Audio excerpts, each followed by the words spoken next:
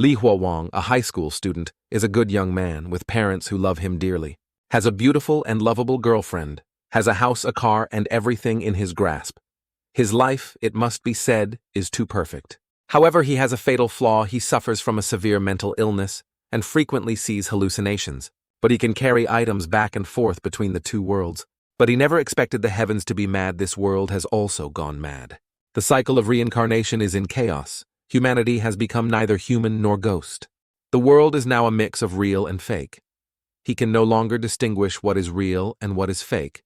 Without keeping you waiting, we will now step into this hot-off-the-press masterpiece, wishing you all an enjoyable viewing time. The story begins in a cold and gloomy cave hidden deep in the mountains, so deep that no light can penetrate. A surreal scene unfolds as Li Huawang raises the pestle in his hand and then angrily slams it down into the mortar. He takes some mud and blue luminescent stone and slowly grinds them into fine powder. Although the cave is damp and cold, the young man wears only a thin piece of cloth. A girl approaches and points at his mortar, which annoys him into shouting, "Can you please not bother me?" But she completely ignores his words and sticks her finger deeper into his mortar.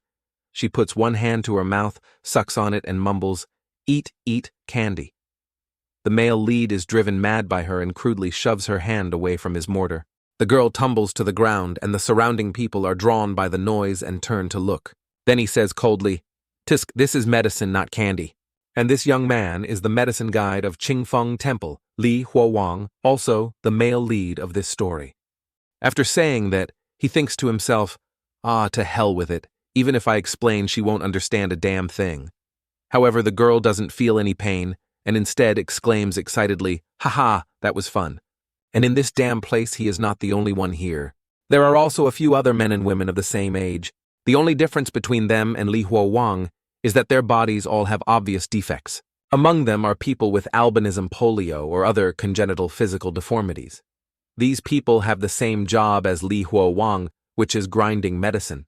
This place is really no different from a museum of oddities. The male lead thinks to himself, "Why do I have to be here with them?" However, some people are not focused on their work.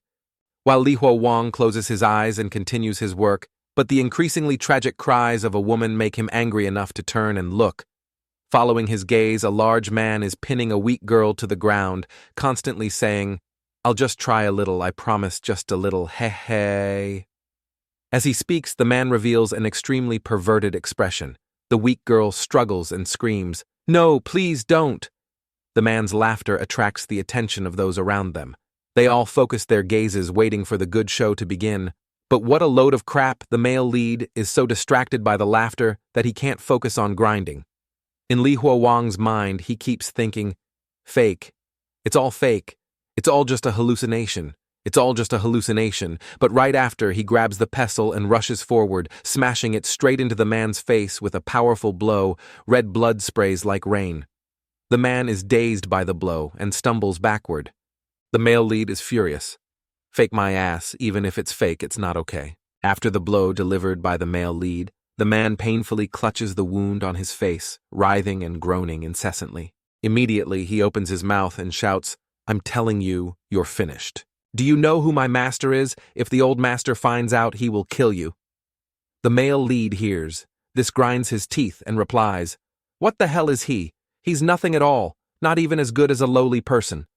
As soon as these words are spoken, the man stammers in astonishment, You dare to curse my master." At the same time, the entire cave falls into a fearful silence. Everyone here is shocked that this man would dare to say such a thing. Just then someone speaks up, "Are you done arguing?" Mashidi woshime master summons you. The girl who was just asking the male lead for candy, hearing her name mentioned, grins excitedly. The male lead stands there stunned, saying nothing. The beaten man laughs loudly and says, "Haha, you're done for today is your turn." With some doubt, the male lead still follows and walks in. He hasn't gone far when a hand grabs his shirt, holding him back. It's the girl who was just saved, her eyes filled with tears as she continuously shakes her head, her eyes full of fear. Don't go, don't go." However, the male lead crudely flings his sleeve, pushing her hand away, and strides straight ahead. The two of them follow the guide's footsteps decisively. The saved girl watches the back of her savior, her heart filled with sorrow. Coming out of the preparation room, is an even larger limestone cave, with tunnels connecting in all four directions throughout the cave, big and small, like a magnified version of an ant nest. Li Huo thinks to himself, "What's wrong with me? Why do I get angry over things like this? My personality is clearly not like this. I can't let them affect me." That really wasn't me at that moment. While lost in thought, a hand suddenly nudges his arm. Although the male lead is annoyed, he tries to control his emotions. "Calm down, I must be calm." Seeing the male lead ignore her, she nudges his arm even harder. Immediately, Li Huo grabs her hand and shouts furiously, "You, what on earth do you want?" She then opens her hand, revealing something that has melted. With a goofy expression, she asks, "Want some melted sugar?" Li Huo frowns slightly, knowing in his head that the other person is naive, and impatiently takes the melted candy from her hand. Seeing Li Huo take it, she takes another piece of candy from her pocket, puts it in her mouth, and naively exclaims, Hey, master is so nice. Following master means I get candy to eat." After hearing this, the male lead says nothing and continues walking. Suddenly, the male lead's eyes show a bit of surprise. What catches his eye is a large, tall alchemy furnace entirely black and being heated intensely. Sitting cross-legged on the ground is the back of someone grinding medicine. But his mortar is many times larger than Li Huo and the others. Immediately after, the foolish woman clumsily waves her hands, using her left hand to pinch her left thumb with the 4 fingertips of her left hand on top. She places her hands on her chest facing the other's back, clasps her hands in a salute, and speaks with eyes full of reverence. "Master, your disciple has arrived." As soon as she opens her mouth, the pestle also stops. A voice from the furnace rings out, "Good disciple, come here, there's candy to eat." The figure turns around, and although he was prepared, Li Huo's pupils still shrink in fear. The Taoist's front and back are completely different. From the back he looks dignified and immortal-like, but from the front that face belongs to an old man with patchy hair loss, with a few uneven yellow and crooked teeth growing in his mouth. He smiles and says, "Good disciple, you made me wait a while." As soon as he finishes speaking, he leaps forward. In a flash, he is right behind the girl. At this moment, a strange scent fills the air. It's not any other scent but the smell of human flesh. The male lead's eyes grow even more horrified, freezing him in place, because right beside him, he grabs her by the neck and throws her straight into the alchemy furnace. The old man stands there laughing gloatingly, his face becoming more terrifying and grotesque by the moment. After a moment, he lifts the heavy stone pestle and slams it down, accompanied by the sound of shattering bones. As he grinds, he shouts, "Ding cho yuanwo, shou ding hai hu, wo hunjia jiazi hu, wo shenjia su bao wo, xingjia shengu, wo mingjia wu, shu wo hunjia chenjen wo." Ling. Meanwhile, the girl, lying in the middle of the alchemy furnace, feels no pain and exclaims, "Is this a rare candy? Master is so nice." Before she can finish her words, the pestle comes hurtling towards her. It crashes down with a thud, and instantly the girl's internal organs are crushed to a pulp. Her eyes pop out, and pieces of her are scattered everywhere in a horrifying manner. He, however, shouts in excitement, "Begin the furnace for alchemy." At this moment, the man with patchy hair seems to be very expectant. He strokes the few strands of beard on his chin and laughs heartily, his dirty, ugly face revealing an expression of extreme satisfaction. Meanwhile, the male lead stands still, his face emotionless, saying nothing and making no move. Just a second later, Li Huo is so shocked his eyes pop wide open, because what he sees are 2 other men with identical faces pouring the grotesque, freshly ground mixture into the alchemy furnace. The blood-red liquid flows down into the boiling alchemy furnace. The old man, meanwhile, is immensely enjoying inhaling the stench of human blood with great pleasure. The male lead thinks in confusion, "Fake, the smell is fake, that head is also fake." A cold voice rings out, "I heard you called this Taoist a fart." Then he turns his head and asks, "Is this true?" Looking at the man who kills without batting an eye, Li Huo remains motionless, slowly closing his eyes to listen to his own rapid breathing, silently repeating in his mind, "This voice is also fake." Along with it are footsteps getting closer and closer, a mixed smell of fresh blood and a foul stench assaulting his nose like a wall. He shouts, "Speak up, are you deaf?" The male lead stands still, his mind in constant struggle. "Fake, fake. It's all fake, Li Huo. Wang clenches his teeth, using all his strength to try and open his eyes. As he tries to open his eyes, the dark cave scene from before disappears, and that disgusting old man also vanishes. After some effort, the male lead finally manages to open his eyes wide. In front of him, a bright and clean room appears. Fresh air fills the room, but the lower half of his body is tied tightly to the bed with cloth straps. The beeping sounds of medical equipment echo as he lies there all alone. A feeling of familiarity mixed with a bit of confusion. Right after a familiar voice says, "You're finally back. How do you feel?" "Anything new in the hallucination this time?" Li Huo Wang replies. "Still the same space, still the same job as before?" Li Huo Wang thinks for a moment, then hesitantly stammers. "It's just that..." The doctor curiously presses, "Just what?" He continues. "Wang Shi Mei, have I told you?" This time, the bald master ruthlessly crushed her right in front of me. Then he used her blood and mangled corpse to refine pills. Listening, the doctor focuses on taking notes. The attending doctor nods in agreement on one side while tapping his fingers on the other. Li Huo Wang hesitates and asks further, "Dr. Li, can you tell me what these different hallucinations mean? What do they mean for my mind and spirit?" After hearing this, the doctor shakes his head and firmly denies, "No, you don't need to worry about those things. What you need to focus on is how long each hallucination lasts and how stable your mental state is. Since you've overcome the hallucinatory perception disorder, you must remember it's just a hallucination. You must remember, clearly everything is fake. You have overcome the cognitive disorder. If you fall into a hallucination again, act according to the logic there. Combined with the therapy here, you will soon be discharged." After saying that, the doctor quickly leaves. Li Huo Wang frowns slightly and asks, "What does that have to do with me being discharged?" Just then a girl enters the room with a nagging voice reminding him, "Humph, did you hear that?" Hearing the familiar voice, the male lead looks up towards the door. What catches his eye is his childhood sweetheart. Yang Ne, her skin is as white as jade. Her black hair flows down her shoulders like a waterfall. She is as beautiful as a newly bloomed flower. The girl adds, "You must obediently listen to the doctor." Li Huo Wang immediately feels a sweetness in his heart. His worries about his illness quickly dissipate as he softly calls Nana. The girl comes inside and slowly sits down. Then she looks up at Li Huo Wang with bright, sparkling eyes as beautiful as an angel's. Li Huo Wang smiles happily, and it must be said his smiling face looks a bit strange. Hey, Yang Na is startled and exclaims, "Your smile is so ugly. Don't smile anymore. Look what I brought for you." As she speaks, she opens her handbag to look for something. The girl takes out a thick book and cheerfully continues, "Ta-da, this is the review material personally compiled by the teachers." Looking at the book, the male lead sighs wearily and says, "Nana, we've been friends since we were little after all. Is this how you get revenge on me?" Yang Na immediately taps the book lightly on his head and replies, "Humph, of course not. Oh, and this too." She takes out a handheld game console and proudly presents it to Li Huo Wang. As soon as he sees the gift, Li Huo Wang's eyes light up, and he rushes to grab it. But Yang Na doesn't let him take it so easily. She playfully holds it high and teases, "Be a good boy and call me sister, and I'll give it to you." Every day in the hospital is incredibly boring, so Li Huo Wang quickly calls out sister.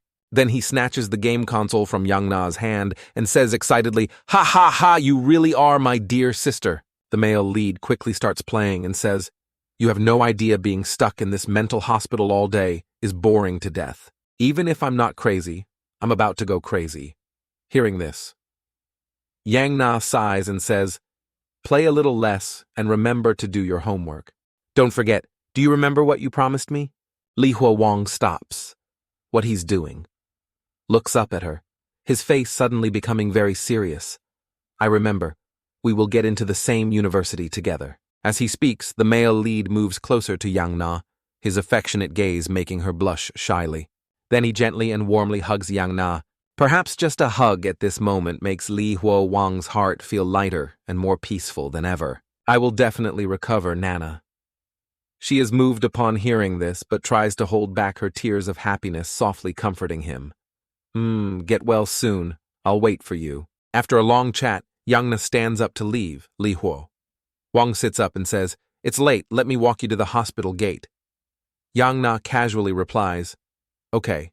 With that, he slips his feet into the familiar hospital slippers. But just as he stands up, a hallucination appears in his mind. He feels that there is something strange about himself. The male lead puts his hands on his head in pain, his steps becoming unsteady. In his daze, he suddenly sees the pestle and mortar appear on the table near the bed. But that mortar should only appear in his virtual world. Li Huowang's body immediately trembles as he takes 2 steps back, his eyes filled with horror as he thinks, a pestle and mortar. Impossible.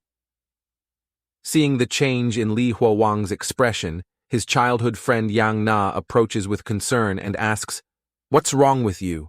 Huowang, are you okay?" Meanwhile, the male lead thinks to himself in confusion, "These past few days I've clearly followed the doctor's instructions. Why is this happening?" Suddenly, the pain gradually subsides. Li Huowang quickly regains his composure and playfully raises his hand, saying, "Ha ha, were you scared by me?" Hearing this, she pouts and turns away, saying, "What are you doing? Do you still think you're a kid?" Then she angrily turns away in a huff, and Li Huowang quickly chases after her, calling, "Hey, hey, don't be angry.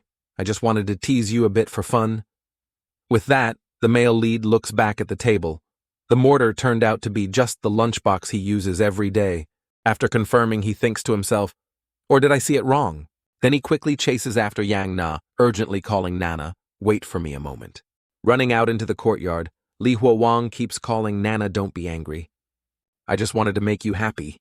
But suddenly the laughter of the surrounding patients triggers Li Huowang's hallucinations again. Their figures become blurry and a faint flickering image appears before his eyes. The male lead freezes and struggles to call out, "Nana, don't be angry with me anymore." But at this moment she also stops, although she doesn't turn to look back.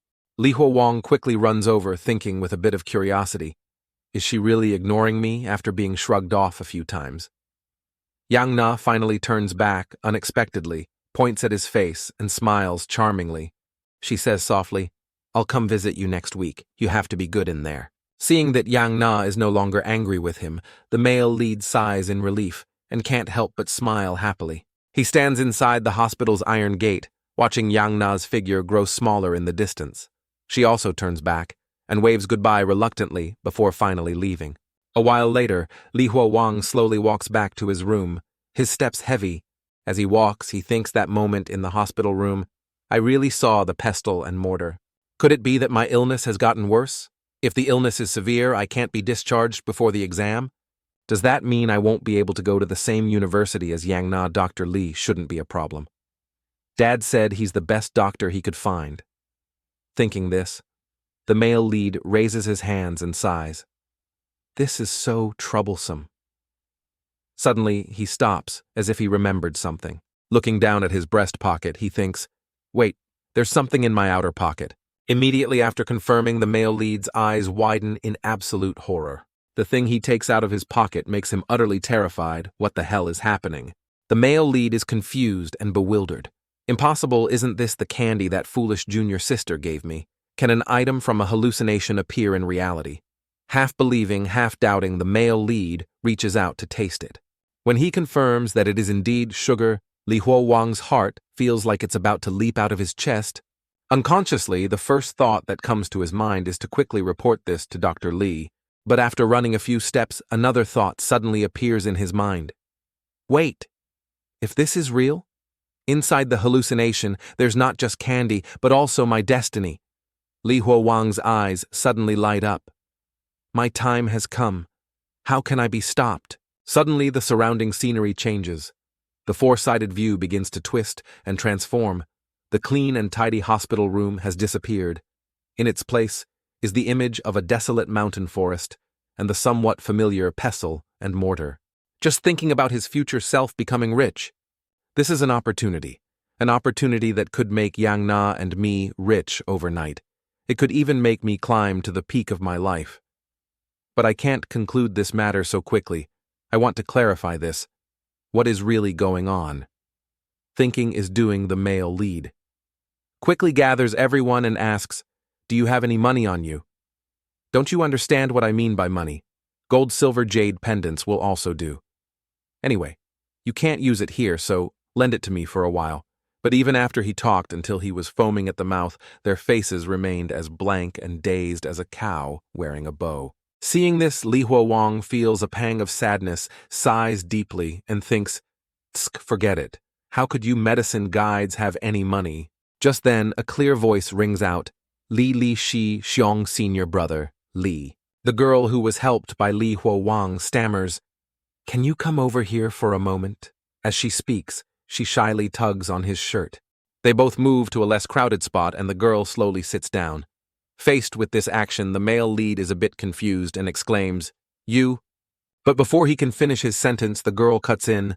"Take this off." As she speaks, she removes the anklet from her foot. Then she holds it out to the male lead and cheerfully continues, "Does this help, Li Shijiong?" Seeing the bracelet, the male lead approaches without hesitation and takes it. He holds it up, examining it carefully, thinking to himself, "It's a bit small, but it seems quite heavy. Say what you will, this is still gold." He silently rejoices and puts the gold bracelet in his breast pocket, saying, "This doesn't seem too bad. I'll borrow this gold anklet for a while, and I'll return it to you later." "Oh, this candy is for you, you can eat it. The taste isn't bad, quite sweet." The girl happily accepts it and thanks him profusely. "Yes, thank you, Li Shi Xiong." The actions of the two have drawn many eyes. A man scoffs and says, "Tsk tsk. I thought there was something interesting to see, but it turns out to be nothing so boring." Just then, an annoyed voice rings out, "What are you all gathered here for? Get back to work." Hearing this extremely annoying sound coming from an inner sect disciple, the crowd quickly disperses, hurrying back to their work positions. Only Li Huowang remains motionless, sitting there. This catches the disciple's attention, and he speaks up, "Li Shidi, it's a pity you didn't become a medicine guide for master last time." Li Huowang glances back and realizes the speaker is the messenger of the high-ranking Taoist. His name seems to be Xuan Yang. Seeing Li Huowang say nothing more, he shouts, "Humph, all of you get to work properly. If you don't finish master's medicine, be careful. He doesn't skin you all alive." Li Huowang completely ignores his strange and eerie tone. His attention is focused on a glowing round jade pendant hanging from his hip. He thinks to himself, "This thing must be an antique, a beautiful jade pendant. If I take this to the real world and sell it, I'll surely get a lot of money. But sooner or later it will be mine." That very night at midnight, Li Huowang's figure appears outside Xuanyang's cave dwelling. Stepping out of the room, he sighs and thinks, "I didn't expect it to be this smooth. Xuanyang isn't in his cave tonight. If I take this thing out to sell, it'll be at least enough for tuition for me and Nana to go to university." Immediately after, the male lead happily heads out singing as he walks. "La la la la, the jade pendant is mine, la la la la." But suddenly, a beam of light shoots out from ahead. Instantly, Li Huowang freezes to listen to the situation. Slightly surprised, he mutters to himself, "Is there someone ahead?" Before he can compose himself, a sound whispers close to his ear. "Li Shidi, why are you still here at this hour?" Li Huowang is startled by the voice and fearfully turns to look, exclaiming in horror, "Xuanyang Shu Xiong senior brother, Xuanyang. Why are you wearing the clothes of a medicine guide?" Although the light is somewhat dim, the male lead can still clearly see the outfit he is wearing. Xuanyang casually replies, "Looks like your luck isn't too bad." With that, his expression changes, and he quickly pulls Li Huowang along.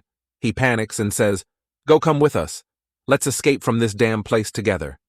The senior brothers have held the door and cleared the way. Hearing this, Li Huowang is so surprised he can't speak, struggling to get out each word. You want to escape, don't you?" But as soon as the words are out, Li Huowang is immediately punched straight in the face, causing immense pain. Then he yells, "If you don't come with us, then just die here. We absolutely won't let you go and report to that scabby old man." For Li Huowang himself, facing a life-or-death situation, with a bit of panic, he remains silent, his heart filled with contempt. He curses silently. This turn of events is really annoying. Anyway, I can return to the hospital any time. What can a bunch of NPCs in a hallucination do to me? Thinking this, he closes his eyes tightly and starts to take a deep breath. When he opens his eyes again, he finds himself back in the real world. Still the same room, the same space. He is indeed still tied up, and that group of senior and junior brothers has also disappeared. He struggles and shouts incessantly, Is anyone there? Can anyone help me loosen these ropes? After a while of struggling in vain, Li Huo Wang helplessly resigns himself to being tied up until morning. He thinks to himself, the nurses must be fast asleep by now. I can't confirm whether I managed to bring back the jade pendant and the gold anklet. Oh well, the only way is to wait a bit longer and then go back to see what the situation over there is like. With that thought, he drifts off into a deep sleep. When he wakes up again, he finds himself lying on the cold limestone floor of the cave. He is still in the same spot as before he returned to the hospital, but the others are gone, not a single person to be seen. The male lead silently rejoices and exclaims, "Ha ha ha, how can my own hallucination harm me?" Li Huo Wang gently puts his hand in to check the jade pendant and the gold anklet, confirming once more. Seeing everything is still intact, the male lead falls asleep. When he once again returns to himself in the large shared bed lying in the hay, patiently waiting for dawn to arrive, just thinking about the value of the jade pendant excites him so much that he can't sleep. Without a clock, Li Huo Wang doesn't know how much time has passed. When he sees the senior and junior brothers on both sides starting to wake up, he also sits up. The sky finally brightens, and suddenly there's the sound of hurried footsteps as someone shouts, "Get up, don't sleep anymore. Master has ordered everyone to gather at Huan Hall." The voice comes from a Taoist in a robe with his hair tied in a top knot, who panics and rushes in from outside shouting breathlessly. This news makes everyone confused, but if it's the vice master summoning them, they have no reason to refuse. While the male lead remains calm, the people around him are already buzzing with discussion. What happened? I don't know. Hurry up, if we're late, there'll be trouble. Only Li Huo Wang remains completely indifferent to everything happening here. A while later at Qingfeng Temple, Huan Hall, everyone has quickly gathered in this place. A dry cough makes everyone's body tense up. The scabby old man speaks up, "Is everyone here?" The male lead thinks to himself, "What is this old man planning to do now?" He continues, "Last night at the hour of Z someone tried to escape. Among them were 2 of my personal disciples. This Taoist is very heartbroken. He says he's heartbroken, but his face looks like he's about to explode with anger. Trailing behind him are the tightly bound bodies of the 4 who tried to escape last night. He drags them down into the middle of the crowd and says loudly, 'The rule of our son, Zhonghua sect, is to reward merits and punish crimes. Therefore,' but their reaction is to look at him struggling and muttering as if they want to say something, but their mouths are gagged with rags, preventing them from uttering a single word. Seeing this, the male lead thinks to himself, already caught. So pathetic. The scabby old man seems unwilling to hear their explanation, lifting them with one hand and throwing them far away. With one hand he forms a Taoist seal, points forward, and triumphantly shouts, "Open!" Instantly, a large, deep cave appears from under the ground, and the group of escapees falls straight into it. Just a moment later, from within the cave come frantic, sorrowful screams and the sound of flesh being torn along with the continuous sound of breaking bones. Faced with this horrific scene, many of the young Taoists' legs begin to tremble and their eyes wish they could close. Li Huo Wang's mind keeps repeating, "Hallucination. It's all a hallucination. Li Huo Wang, everything in this hallucination is created by you, so you don't need to be afraid." All around, everyone stands stock still, not moving a muscle. Suddenly, in the very dark, unusually dark cave, a pitch-black patch appears. From the cave, strange tendril-like vines suddenly attack the people around. It seems to want to take everyone away. Only he is not grabbed by those vines. The air around is pungent, making people nauseous, filled with the smell of fresh blood. Li Huo Wang thinks in a daze, "What is this? Could it also be something I created in my hallucination? Impossible things in a hallucination won't harm me. Something like this has never happened before." Meanwhile, the scabby old man stands with his hands behind his back. Leisurely standing amidst the grotesque vines sticking out behind him, he says loudly, "From now on, if anyone dares to have improper thoughts, remember what you have witnessed today. I, the Taoist, tell you helping people achieve immortality is a great merit. If I achieve immortality, I will naturally not forget you." With that, he leans close to Li Huo Wang and says, "Last night those traitors invited you to leave with them. Why didn't you go?" Hearing this, Li Huo Wang is about to open his mouth, but his mind keeps thinking, hallucination. He and these things are just my hallucinations. He is just a thought in my head. Why should I be afraid of him? But before Li Huowang can speak, the old man pats his head and says softly, "Good. Your talent is not bad. From now on, you don't need to work in the medicine room anymore. From now on, you will be my registered disciple in charge of managing the raw materials room." Hearing this, Li Huowang is stunned his status has been elevated. But he immediately thinks a registered disciple managing the raw materials room, that's not right. It must be because too many people have died, so he doesn't have enough minions anymore. After a moment of hesitation, the old man continues, "That's right. You have become my disciple, so you must have a Taoist name. From now on, your Taoist name will be Xuanyang." Hearing this somewhat familiar Taoist name, the male lead finds it ridiculous and thinks, the previous Xuanyang just died, and I immediately become the new Xuanyang. Just then, he throws a small cloth bag to Li Huowang and says, "Since you're new to the sect, I should give you a gift. Take it. These 5 items are divine medicines I have refined. Eating them will not only increase your lifespan by 10 years, but also help you temporarily achieve great supernatural power to save your life." Then he continues to puff up his chest and say, "You all see confronting this Taoist is the path to death. But as long as you help this Taoist, there will surely be rewards, and the rewards will be extremely generous." Li Huowang looks at the pills in his hand and shudders in fear, thinking, these pills weren't made. Using people were they? Am I crazy? Why do I care about things in a hallucination? This is all absolutely fake. I can't possibly be real. It's all fake. I absolutely must not be deluded anymore. A while later, seeing his purpose achieved, the scabby old man waves his dirty long sleeves, making everyone disperse and continue their work. Then Xuanyang also opens his eyes to return to the present. Looking at the treasures brought out from the virtual world, Li Huowang can't help but exclaim in surprise, "Oh my God, I really brought everything out.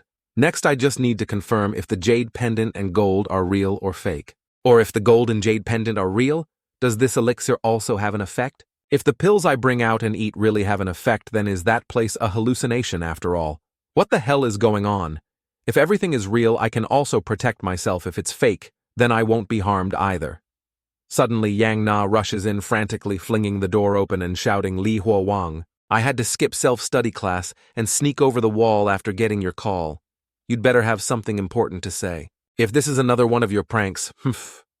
Seeing Yang Na had arrived, Li Huowang looks around, checks, then pushes Yang Na inside and slams the door shut. He even pulls the window curtains, his actions very suspicious. Yang Na watches her friend's unusual actions with a bit of unease in her heart, her cheeks blushing as she stammers, Li Huowang, why are you pulling the curtains? The nurses next door can hear you." As soon as she finishes speaking, the nurse's muffled laughter comes from the bedside speaker. Hey, it's okay. It's nothing.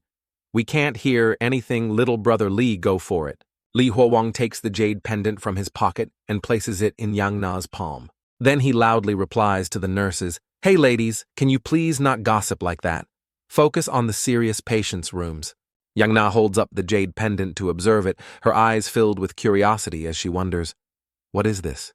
Li Huowang whispers softly, "Don't speak, listen to me." Immediately after, he whispers into Yang Na's ear, and after hearing it, she is so surprised her eyes widen. 1 day, 2 days, then 3 days' time passes day by day. Li Huowang's mood becomes increasingly anxious.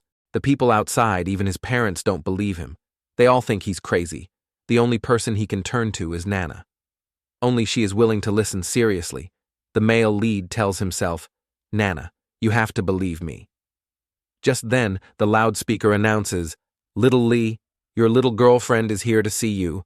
Hearing the nurse's announcement, Li Huowang flips up from the bed like a carp, his eyes fixed on the door as he excitedly exclaims, "Nana." He rushes out like a madman to greet his girlfriend, his heart filled with joy. She really came back. Just a few steps out the door, Li Huowang comes across 2 anxious-looking security guards. A bit curious, Li Huowang softly asks Uncle Zhao what happened. Is something wrong?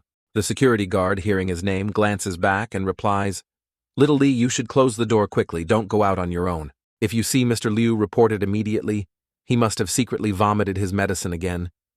Learning this, the male lead replies with worry in his heart, "Oh yes. Okay, He immediately goes back into the room and slams the door shut. Thinking to himself, Mr. Liu escaped from the serious ward. How could that old frail body escape? Ah, to hell with it. This has nothing to do with me. I need to go see Nana. Finishing his thought, Li Huowang goes outside to look for Nana. They chat together behind the main building where there are fewer people. Nana says, Huowang, as you said, I found someone to appraise the jade pendant and gold anklet you gave me. Indeed, the jade pendant is an antique, and its estimated value is no less than 400,000. That anklet is also real gold hearing. Nana say this, Li Huowang puts his hands on his head and exclaims in excitement, I knew it. I'm not crazy, ha ha ha. I'm not crazy at all. As he speaks, the male lead emotionally hugs Yang Na, lifting her up in excitement. She is a bit surprised and shyly says, Hey, slow down. After a long period of excitement, they finally calm down. Li Huowang walks and talks. It seems my ability is real. I can't let it be cured so quickly. Nana, are you ready to become a little rich lady? Teased by Li Huo. Wang Yang Na's face turns slightly red. She playfully punches him and says, What rich lady, what nonsense are you talking, you stinky little brother? Then she says softly, Huowang, I don't need money. Compared to this ability, your health is more important. Promise me you'll continue treatment and not stop taking your medicine. Otherwise, I won't help you anymore in the future. The male lead reluctantly replies, Okay, I promise you. Suddenly, behind them, a figure appears and approaches. He quickly rushes over and grabs Yang Na, then pushes the girl to the ground, his mouth watering with desire. At this moment, Li Huowang furiously shouts Old Liu and rushes over. That's my girlfriend, let her go now. But before he can reach them, a brick flies out of nowhere at lightning speed and smashes hard into Li Huowang's head. Red blood immediately splatters everywhere. The world spins and Li Huowang falls to the ground. His vision is gradually covered in red. His head hurts as if it's splitting apart. Lying on the ground with blurry vision, Li Huowang looks towards Yang Na with pity and mumbles. No stop, but he is helpless, unable to stand up and protect the one he loves. In this critical situation, he remembers the words of the scabby-headed man eating these elixir pills will not only increase your lifespan by 10 years, but also temporarily grant you great supernatural power to save your life. Trembling, he takes a pill from his pocket, mixes it with the blood flowing from his head and shoves it into his mouth. Yang Na, on the other hand, is worried, her eyes filled with tears, as she trembles and says, What's wrong with you? She also witnessed Li Huowang putting something in his mouth.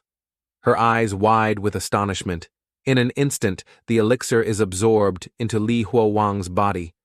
He feels a burning heat throughout, like a warm current flowing from his stomach into his limbs and organs.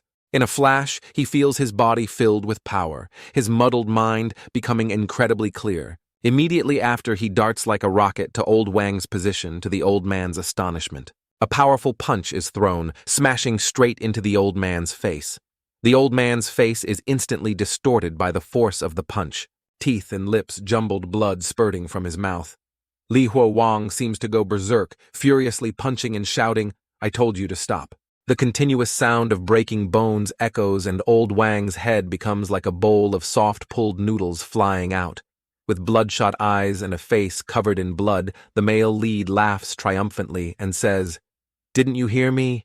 Perhaps after swallowing the elixir, the male lead can no longer control his emotions. He turns into an extremely brutal and fierce person, like a ferocious tiger, without even knowing it. Life is too good. Pepsi. And the result of Li Huowang's actions is that he is tightly bound. Wearing the hospital's specialized straitjacket, he struggles incessantly. Let me go. Click. Click, the door slowly opens and Dr. Li enters the room with disappointment. Seeing him, Li Huowang immediately panics and starts explaining, I already said it was just self-defense. I did it to protect Yang Na. He was the one who attacked Nana first. At this moment, the male lead is even locked in the isolation ward for dangerous patients. After hearing this, the doctor pushes up his glasses with a winding index finger and speaks. You call that self-defense? You almost killed him, you know. He is currently in the intensive care unit, and your kick almost sent him straight to meet his ancestors. You've been here for a long time. You know everyone's situation before you acted, didn't you consider old Li's condition? I'm a bit disappointed because I once thought you were a sensible kid, but it seems I was wrong. However, Li Huo still shows a bit of defiance in his reply. He's mentally ill. Does being mentally ill mean he can do whatever he wants? What if Yang Na was hurt? For my actions, I would even be willing to go to jail.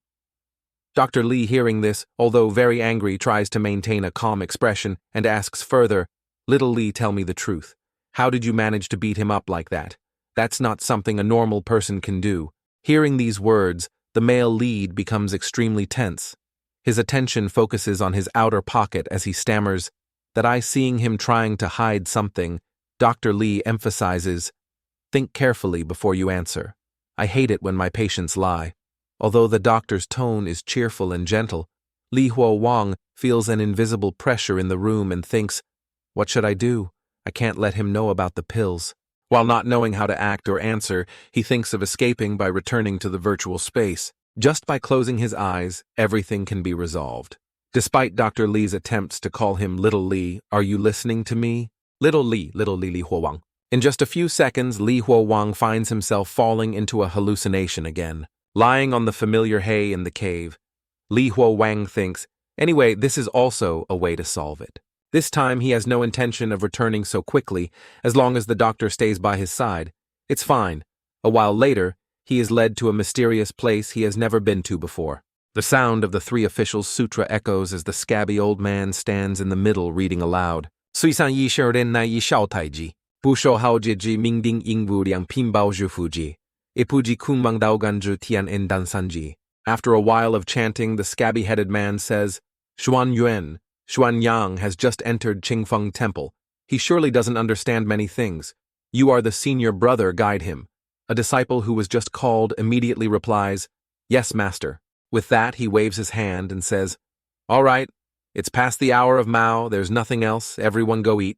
But the eyes of a disciple sitting next to the scabby old man keep glancing at Li Huo in a terrifying way. Li Huo also accidentally meets his gaze and thinks, "Who is he? Why is he looking at me so scarily?" Immediately after, they both slowly walk away. And as they walk, Xuan Yuan explains, "The person next to master is Zheng Kun, Shi Xiong, senior brother Zheng Kun. Since Zheng Kan Shi Xiong and Zheng Zhen Shi Xiong betrayed us, he is now the last disciple master has taken in. From now on, when you see him here, you must be respectful. He is very petty." Hearing this, the male lead puts his hand on his forehead and wonders, "Xuan Yuan Shi Xiong, I've just become master's disciple. What should I do next? Please guide me, senior brother."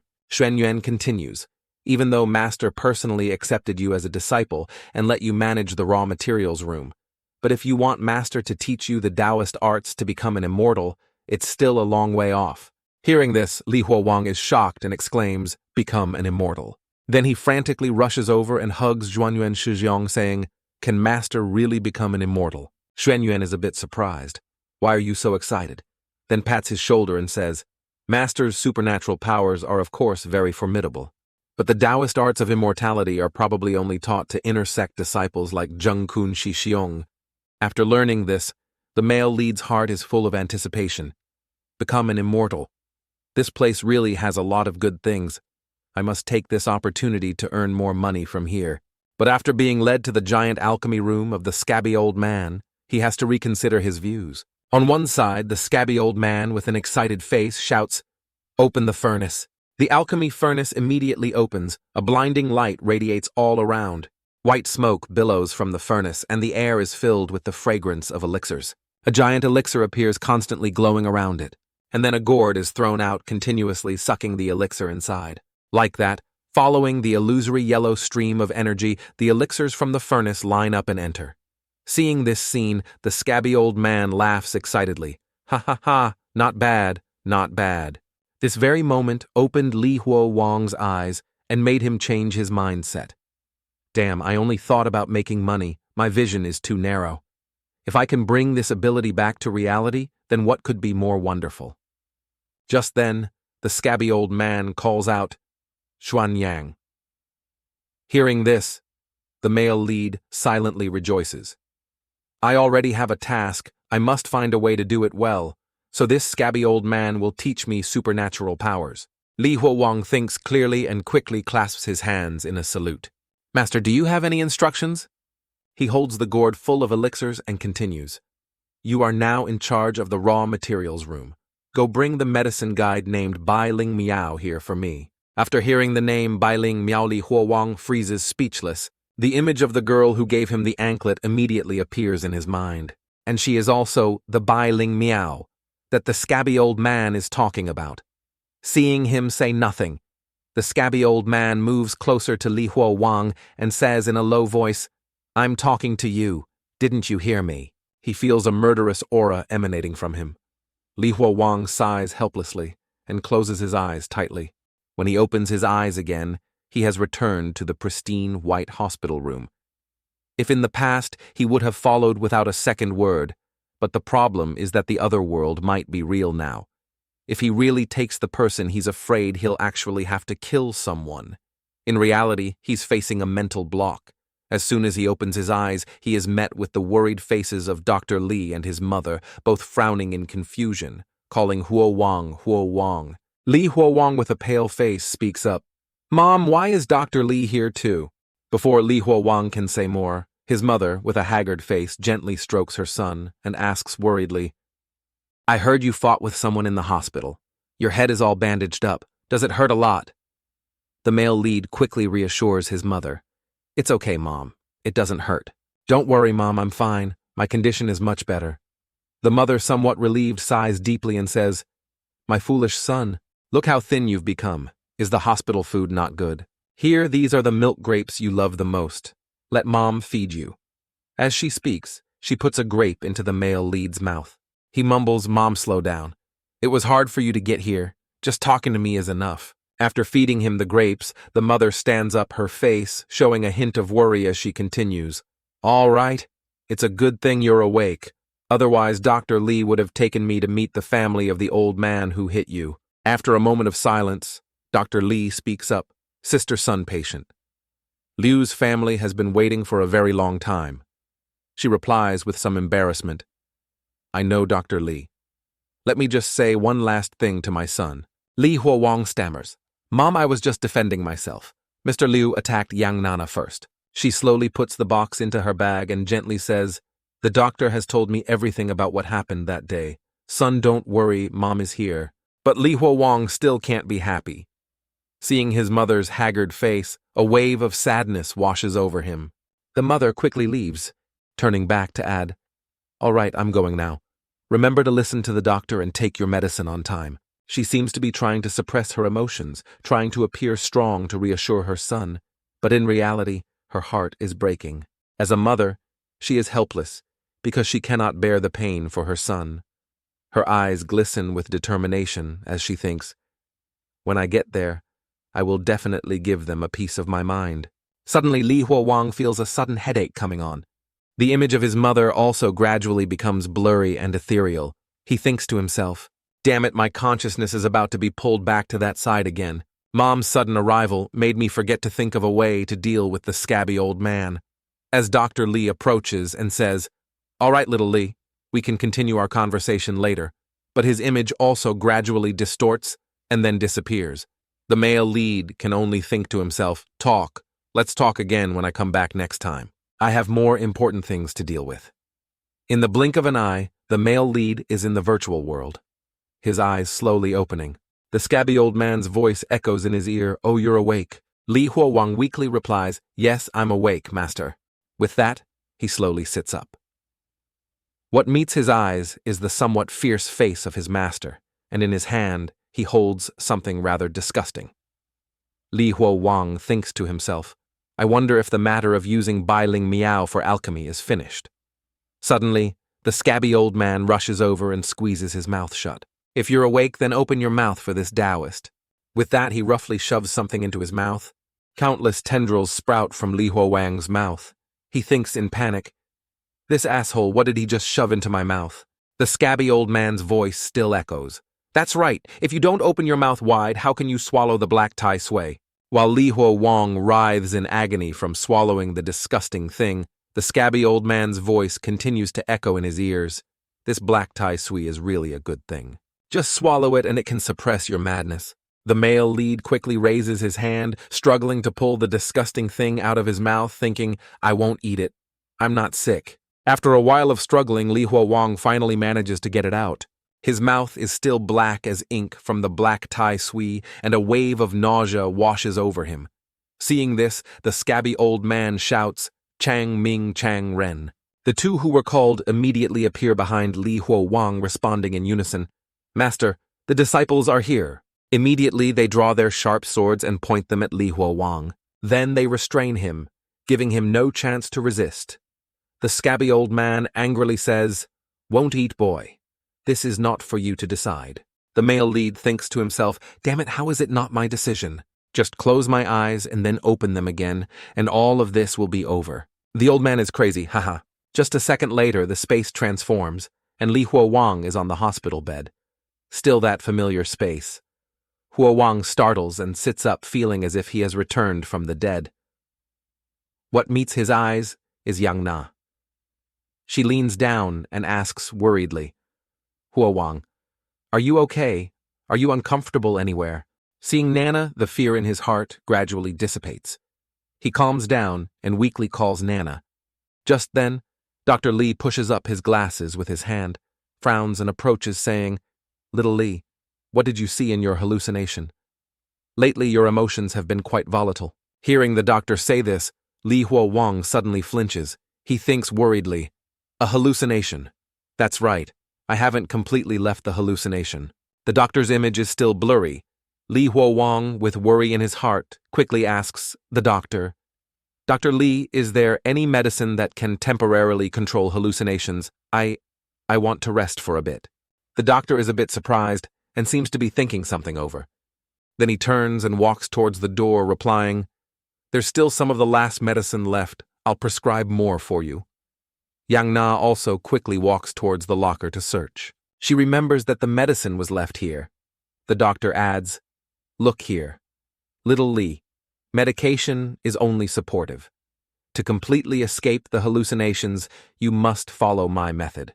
Immediately after Yang Na finds the medicine, she excitedly brings it to Li Huo. "Here's the medicine, Huo. Let me feed it to you." The male lead quickly replies, "No need for water. Just give me the medicine first." The capsules feel gritty and are very nauseating to eat, but he forces himself to swallow them despite the nausea. The hallucination still surrounds me, a mixture of real and fake, full of illusion. As soon as the medicine goes down his stomach, Huo feels much more relieved. He sighs in relief, I'm safe now. As long as I take the medicine, the hallucination on the other side won't appear anymore." The words just spoken seem to freeze the air, making it quiet. Yang Na speaks with doubt. "Safe from what, Huo? What scared you in the hallucination just now?" Huo struggles to reply, "It's nothing. They just talk strangely over there. They said I have a madness disorder and wanted to feed me something strange to cure it. How ridiculous am I, a modern person, a hallucination of the medicine guide Li Huo. Clearly the other side is the hallucination." As soon as he finishes speaking, Huo's body trembles, his head spins, and a grotesque tendril emerges from his mouth. Instantly, the space transforms, the haunting nightmare reappears. He is confused. Didn't I just take the medicine? How the hell can I still be hallucinating?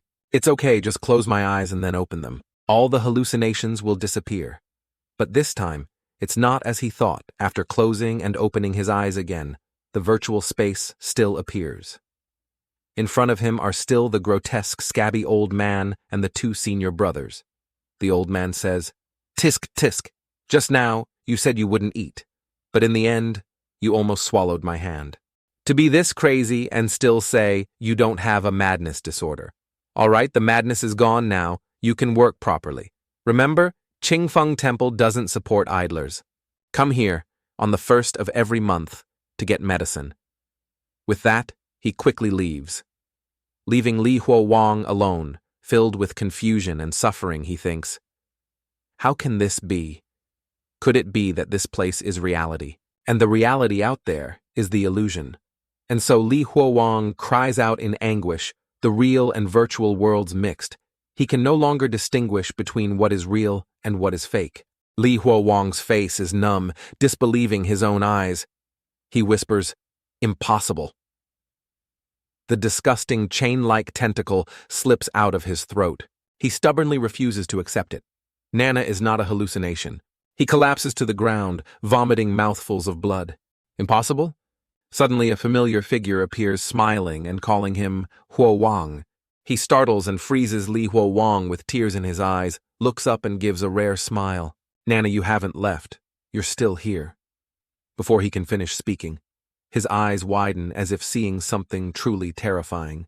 Nana's body gradually disappears and he can only stand by and watch. Li Huo Wang reaches out, but all he can grasp are formless white fragments. He screams, "Nana, Nana." His hand clenches, trying to hold on in vain. Li Huo Wang struggles to crawl forward, his body covered in wounds. He raises his hand high. Angrily, he grinds his teeth and asks himself, why? He looks up at the sky and shouts, "Why, I've come to this damn place and this illness still won't let me go." In the cave, the atmosphere becomes quiet. Everyone is already seated at the medicine grinding tables. Bai Ling Miao brings 3 steamed buns to Li Huo Wang. He is sitting despondently, leaning against the rock wall. She sits down in front of him and says caringly, "Li Shi Xiong, eat a steamed bun.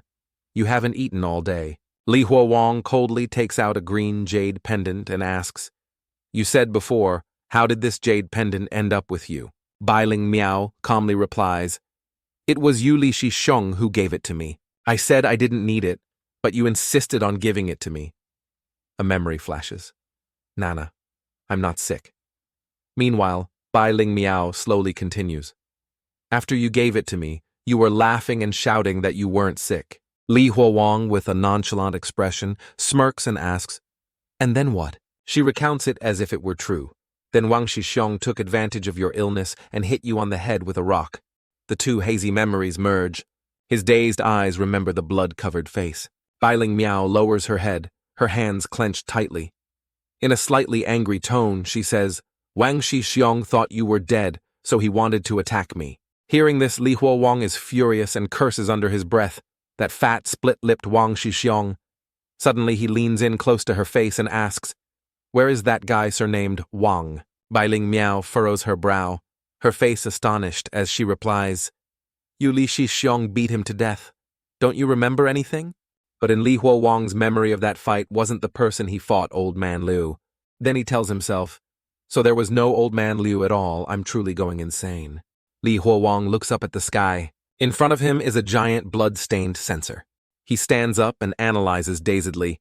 If this side is reality, then what about the junior sister and the other medicine people from before? Not just them, everyone in this place will die. He walks slowly, step by step, thinking, the mastermind behind all this is that scabby-headed guy. While Li Huo Wang is hesitating, his master's voice comes from this space asking, "Xuan Yang, it seems you have something to say to me." The words startle him, and he wonders, when did this scabby-headed guy get here? Li Huo Wang composes himself, respectfully clasps his hands, and replies, "Master!" But he continues to urge, "Answer my question." Then turning with a terrifying face, he questions, "What are you thinking?" Li Huo Wang awkwardly replies, "Disciple, disciple," is his mind quickly races, and he slickly continues. "Disciple admires master's alchemy skills and was wondering when I could reach that level." Zheng Kun standing beside him hears this and thinks with a disdainful tone, what cheap and despicable flattery. His master hearing this laughs heartily with pleasure. "Ha ha, having ambition is a good thing." Zheng Kun's face darkens with a hint of jealousy, so master is actually listening to my flattery. Meanwhile, the master lightly strokes his mustache and cunningly continues. "But it's not that this Taoist won't teach you, it's just that the art of external alchemy is not that simple. Normal elixirs are fine, but if you want to cultivate both internal and external alchemy to become an immortal through the way of pills, then Li Huo Wang pretends to add, is master about to become an immortal. In his heart, he silently rejoices. Phew, I escaped. He climbs a steep cliff and says proudly, "Becoming an immortal is not that simple, but this Taoist will definitely succeed." He slowly asks, "Do you know why?" Li Huo Wang slightly raises his head, sweating, and replies, "Disciple does not know." His eyes narrow, becoming deep and meaningful. Suddenly, Zheng Kun bows and reminds Master the hour of Z is approaching. "If we don't prepare for alchemy, I'm afraid we'll be delayed." Hearing this, he lets out a cold snort and waves his hand. "Very well, then, let's start preparing." They hurry to prepare, and Zheng Kun doesn't forget to order him around. Xuanyang, quickly go to the raw materials room and bring the medicine guide I told you to bring the other day. Hearing this, Li Huowang is bewildered. What medicine guide? Zheng Kun angrily approaches, points at his chest, and repeats, the other day, you were sleepwalking.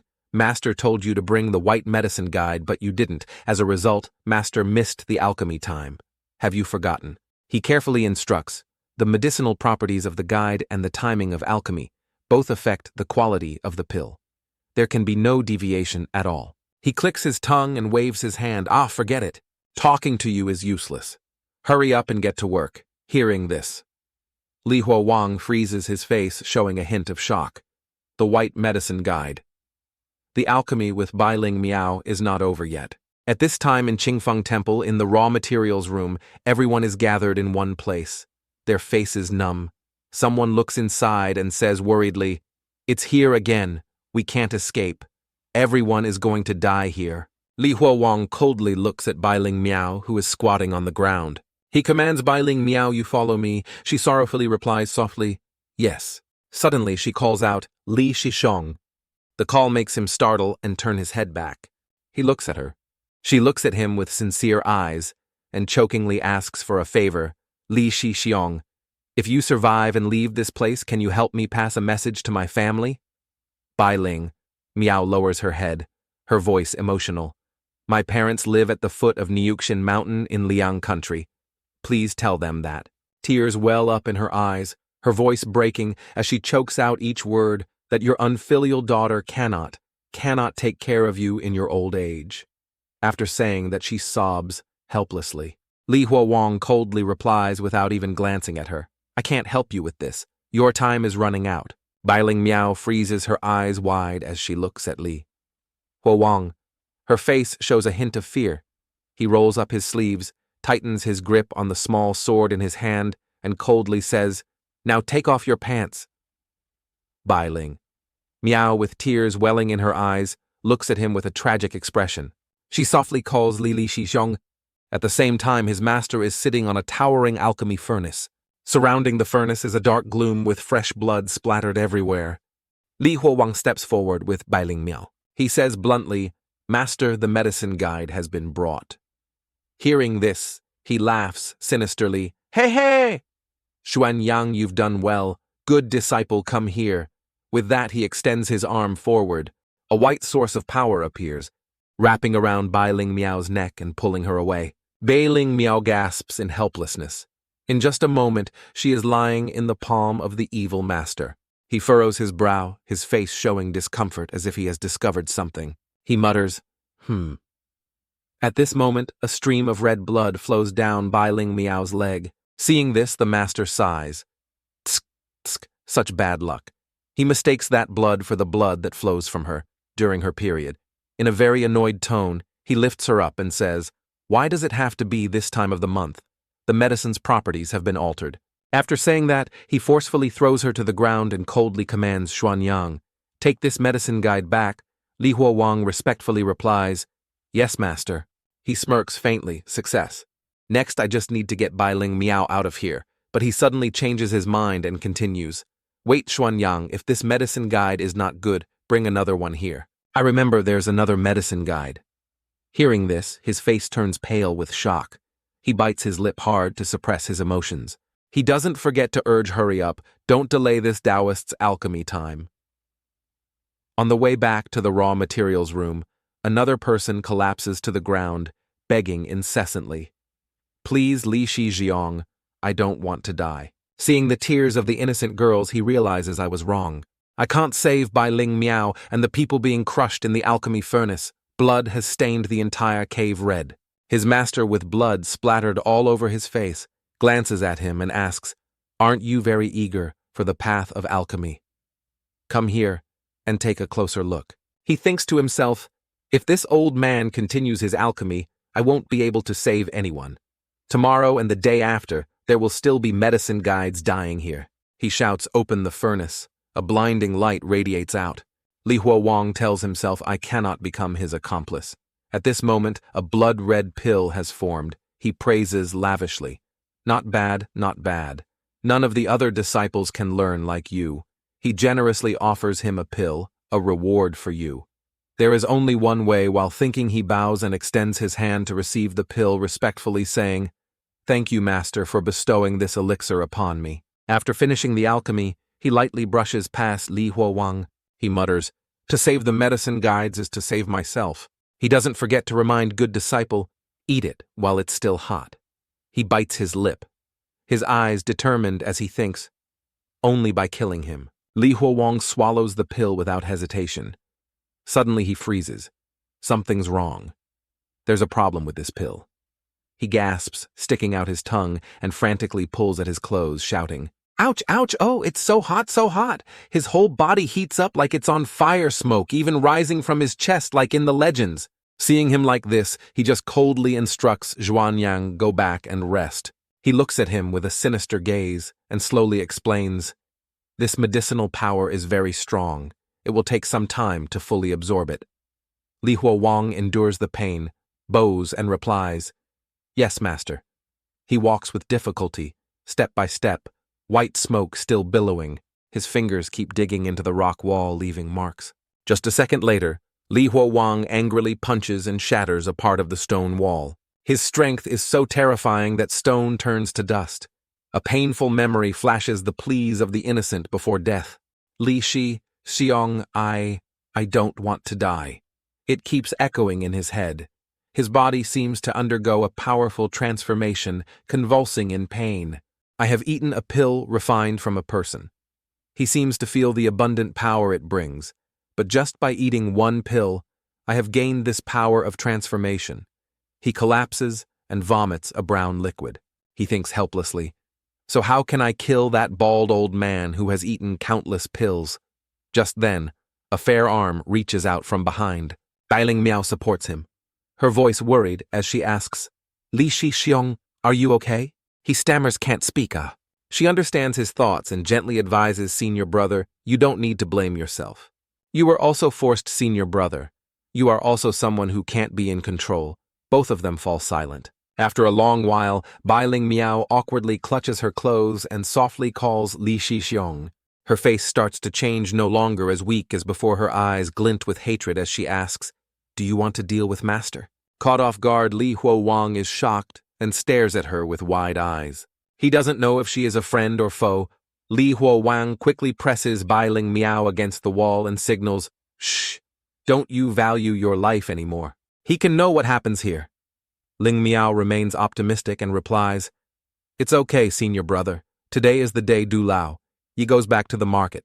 Master can't hear us now." Li Huowang furrows his brow and asks her, "What is that, Du Lao ye?" Around them, the 1,000 or so people are dazed, as if they've lost their souls. Whispers of fear spread. Are they going to take people as medicine guides again? We're definitely going to die. Li Huo. Wang turns to look at them. He thinks to himself, "As expected, everyone now sees me as an accomplice of that scabby old man." He ignores them, takes Bailing Miao's hand and pulls her away. "This place isn't safe. Let's change places." A very shabby-looking farmer scratches the back of his neck, his eyes still following Li Huowang. He leads Bailing Miao to a brighter place than before. On the way, he asks her, "Continue speaking. Who was the Du Lao Ye you just mentioned?" Bailing Miao tilts her head and replies, "Du Lao Ye is Du Lao Ye. It cannot be seen or touched." She starts to tell him, "My grandfather said that only those with high Taoist cultivation can control them, but on the 1st and 15th of every month, Du Lao Ye will return to the market." Hearing her story, Li Huowang falls into deep thought. In his mind, he thinks Du Lao Ye has to go to the market on the 1st and 15th. This means that on these 2 days, the scabby old man cannot monitor the entire Qingfeng temple. This is indeed important information. Bailing Miao, seeing the male lead remain silent, continues loudly, "Li Xiong, let's get back to the main point. Do you really want to deal with master?" Li Huowang purses his lips in anger. "Of course I hate that I can't eat him alive. Then I'll also take part in this." Bailing Miao smiles triumphantly. "I also want to help." Suddenly another voice rings out. "That person's hand is holding a strange object. Count me in too." Both Li Huowang and Bailing Miao turn around in surprise. Guhua holds two rock-like things in his hand and says with a smile, Li Shixiong probably doesn't remember this little brother. I wasn't named when I was born, so just call me Guhua. Gao Hua approaches them and gives them the two things he is holding. Hey, senior brother, senior sister-in-law, have some cake. Bai Ling Miao furrows her brow in annoyance. You were eavesdropping on us. Gao Hua turns his hand and laughs like a cunning merchant. No, how would this little brother dare to eavesdrop? I originally wanted to find Li Shixiong for protection, and coincidentally heard the last sentence of Bai Shi Mei. So Bai Ling Miao doesn't let him finish and cuts him off cautiously. You don't know anything. How can we believe you genuinely want to join? Gao Hua puts his hands on his hips and replies innocently, I admire Li Shixiong. Can't I join because of Li Shixiong? As for Li Huo Wang, he is glancing at them strangely and thinking, Oh, Xuanyang, did you gather people like this before? Then he speaks up and asks the person in front of him, Gu Hua, aren't you afraid of me? Gu Hua scratches his head and replies innocently, Why would I be afraid? Li Shixiong was also forced to do that. Li Huo Wang bursts out laughing and declares, All right, you're in too, as long as you go. Hua don't regret it. He thinks to himself, I hope I don't end up like Xuanyang. In the following days, I continued to search for a way to kill Dan Yang Zi. But with just me and the two beside me dealing with him is almost impossible. During this time, the medicine guides in the medicine room are brought to the alchemy room one by me. And what I can do is to remember their last words in my heart. Until the 8th medicine guide that day, as usual, I brought someone over. Li Huo Wang respectfully speaks up. Master, the medicine guide is ready. The scabby old man casually replies, I know. Sun Yang, you've been doing well lately. I've said it before. The rule of our West Sun Zhonghua sect is to reward merits and punish faults. If you want to learn alchemy, then I will teach you a method for refining blood pills first. Hearing this, Li Huo Wang is shocked, while his senior brother is so angry his eyes are seeing stars. The scabby old man is still talking. Don't look down on this method. Although it's simple, it's an immortal technique from the heavenly book.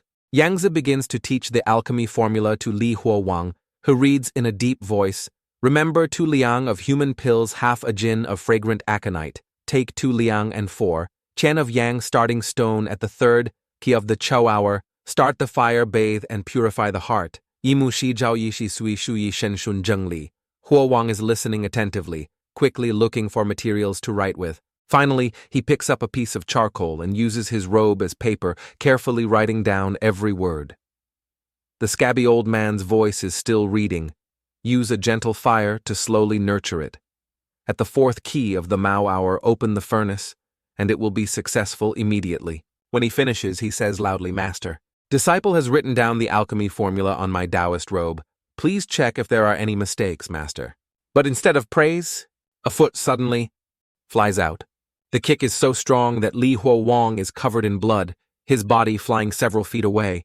He thinks to himself, What's wrong with this scabby old man? He turns hostile in an instant. My handwriting may not be beautiful, but it's still clear. Could it be? Then, as if he suddenly understands something, Li Huo Wang is shocked. Wait, since I came here, I've never seen any scriptures or calligraphy in Qingfeng Temple. Knowledge is passed down orally. Could it be that this scabby old man is illiterate? He is illiterate? That thought makes him even more suspicious. If he is illiterate, then who reads the heavenly book he often mentions to him? Just then, Zheng Kun comes over, his smile full of ridicule. Unexpected Xuanyang master is even willing to pass down the alchemy formula from the heavenly book to you. It seems the old master really values you. Li Huo Wang, despite the pain, forces a reply, his voice sharp. Shokun Shizhong, so what if master values me? Even if master passes down all the immortal techniques from the heavenly book, you still can't control me. If there's nothing else, please step aside, senior brother. I still have to clean up the alchemy materials. His sharp words enrage Zheng Kun, who immediately strikes Li Huo Wang with a palm attack. He is sent flying, clearly feeling each of his ribs shattering. Zheng Kun continuously kicks and curses. Just because you got one formula, who the hell do you think you are? The technique for immortality, master, didn't even tell me yet. He tells you. And another thing, stop using master to threaten me. When I was following master and being chased, I don't know where you were, but even so, Li Huo Wang refuses to submit and tries to retort. Senior brother, your talent for cultivation is indeed not good. You've followed Master for so many years, and he still hasn't bothered to teach you the technique for immortality. These words drive Jung-kun mad. He roars, his hands gather flames, and he unleashes a powerful palm strike. He sends Li Huowang flying straight into the cliff wall, the explosion echoing throughout Qingfeng Temple. Another disciple comes out, looks at the motionless Li Huowang and sighs, "Xuanyang Shidi, why didn't you listen to advice? If you hadn't taken Master's elixir, you would have been dead long ago." He helps Li Huowang up and scolds him. "I told you to be more respectful to Jung-kun. Why did you go and provoke him?" But Li Huowang retorts, his eyes flashing with determination. "So what, can he kill me? If the disciples in the temple continue to die, Qingfeng Temple won't be able to sustain itself anymore. Besides, Du Laoye is still here watching." That statement surprises Xuanyuan. "What is that, Du Laoye?" Li Huowang is momentarily stunned. He doesn't know about the existence of Du Laoye. That's right, the day Xuanyang's group escaped wasn't on the 1st or the 15th. Moreover, the scabby old man didn't pass down the immortality technique to intersect disciples like Jung-kun. It seems that scabby old man doesn't trust anyone. Such a person teaching disciples thinking of this, he can't help but laugh. Zhuan Yuan sees this and asks worriedly, "Junior brother, didn't Master give you medicine? Why are you starting to go crazy again?" But deep inside, Li Huowang feels a quiet joy rising. "I've finally found a breakthrough." In the following days, taking the opportunity of another conflict with Jung-kun, I revealed the news about Du Laoye to him. Seeing his expression, I knew something would happen later. I always watched him secretly, but Jung-kun just followed the procedures to cultivate.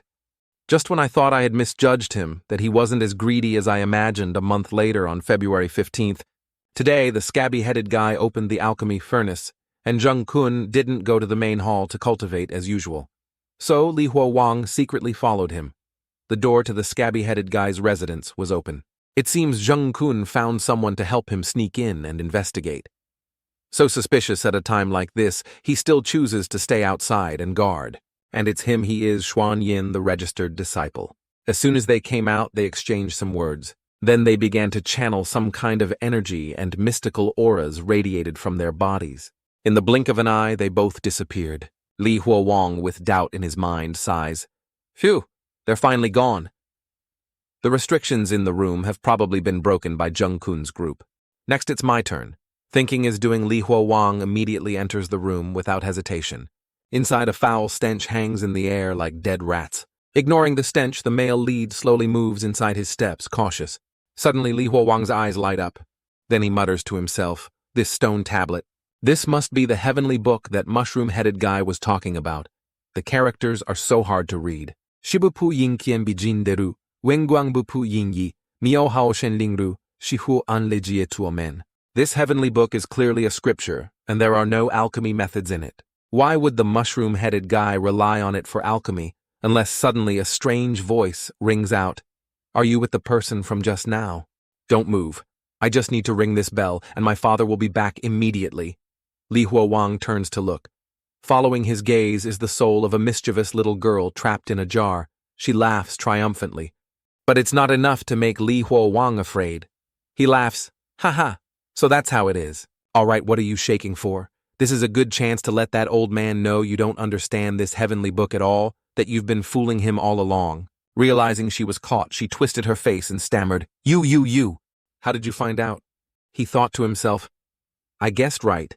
The person who helped that mushroom-headed old guy interpret the heavenly book is indeed her. But you can't blame me.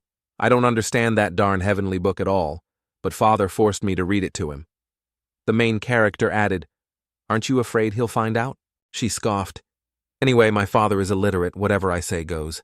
So the prescription that uses humans for alchemy was also you tricking him." That's right. I only remembered those things, so I treated them as what was written in the book and told my father, "Don't worry. Eating it won't kill anyone. I wouldn't want my father to eat it and have something happen.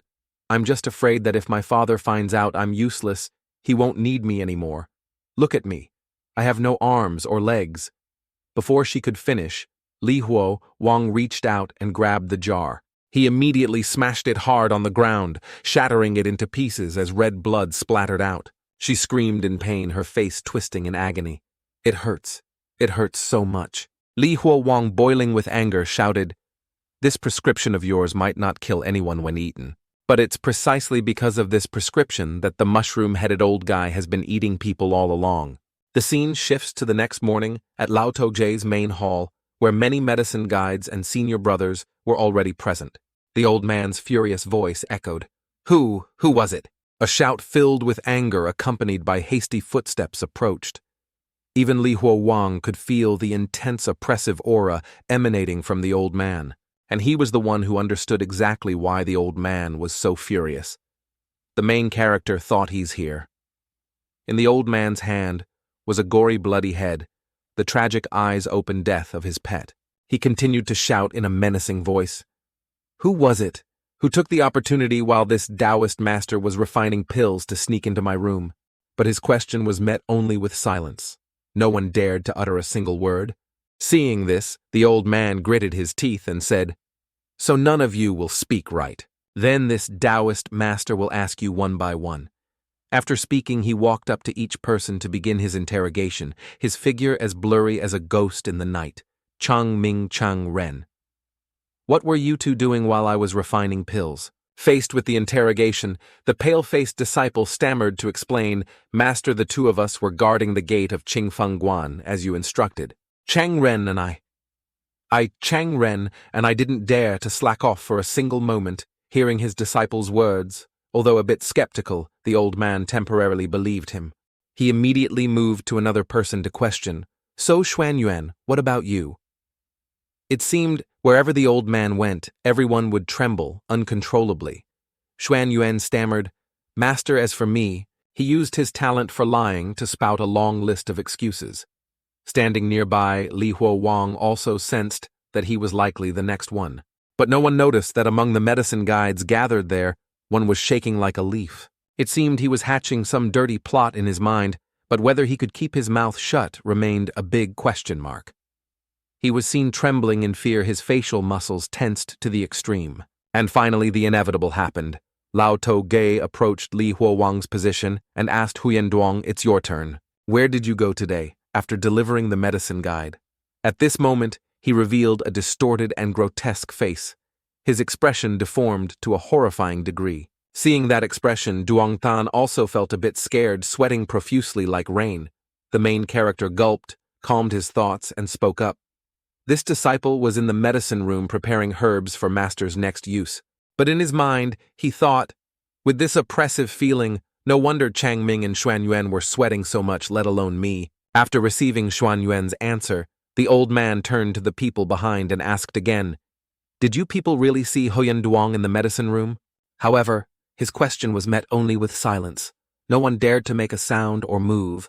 The old man scanned the crowd and emphasized, "Think carefully before you speak. If anyone can help me find this person, this Taoist master will not only send them home, but also give them some travel money." Hearing this, Bai Ling Miao mustered all her courage and spoke up, "Master." At that time, Senior Brother Li was indeed with everyone. I can vouch for Senior Brother Li. But the fact that Bai Ling Miao suddenly spoke up made the old man feel that something was amiss. He turned back and questioned, "You vouch for him. Then what about the others?" Suddenly from the crowd someone raised his hand and said, "Oh, immortal one, I'll tell you about this Huyan Duong guy. Today he didn't go to the medicine room even once." His words struck Li Huo and Bai Ling Miao like a thunderbolt. At that moment, all attention turned to him. It's true that one shouldn't fear a strong enemy but a stupid teammate, or more accurately being sold out. "Now you're dead meat, oh Li Huo. I'll take you to be sold for salt immediately." But how could the main character die so quickly? After confessing, he chuckled and said, "Immortal Grandpa, I've helped you find the person. Can you send me home now?" However, in contrast to his premature joy, the old man was filled with anger. He crushed the head in his hand in a fit of rage and shouted, "Nonsense. This morning's medicine guide was brought by Huyan Duong himself. If he didn't go to the medicine room, where did he get the medicine guide from? Are you looking to die?" His joy was extinguished in an instant, hope flickered and died. His emotions plummeted from a mountain peak straight into a deep abyss. His legs went weak, and he knelt, bowing his head like he was chopping wood. "Immortal, Grandpa, I was wrong. I was blinded by greed. That's why I lied. I know I was wrong. Please spare my life." immortal grandpa. However, the old man's attention was now focused on another target, and he himself was unaware of the impending disaster, smirking foolishly. Just a second later, red blood splattered out like rain. A few seconds ago he was laughing, and now he's been sent to his grave. While he was still confused about what was happening, Lao To-ge furiously shouted, "Just now when Huyen Duong was falsely accused, did you laugh?" The old man's rage erupted like a fire that burned away all reason. With bloodshot eyes, he unleashed a torrent of curses at the other person. What say something? Does him being falsely accused make you that happy? Huyen am you speak. While shouting, the old man leaned close to Huyen Am's face, making him tremble in fear. He was so scared, he peed blood and fell backwards, stammering, "Ma, master, it wasn't me, not me." In a desperate act, he pointed at Jung-kun and said, "It's Jung-kun, senior brother.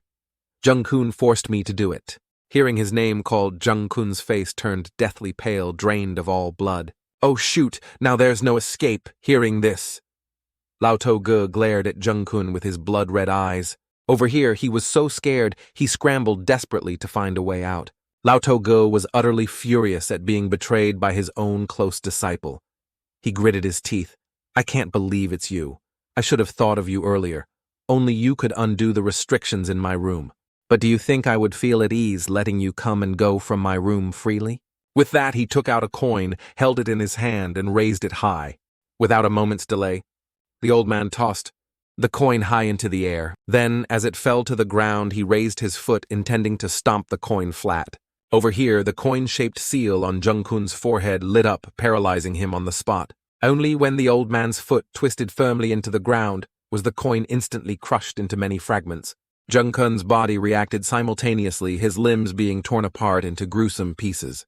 Lao To-ge's voice echoed, "You fool. You don't know your own limits." Only in his final moments did Jung-kun realize the profound ruthlessness of Lao To-ge, and he incessantly admitted his fault. "Master, I was wrong. Master, I was wrong.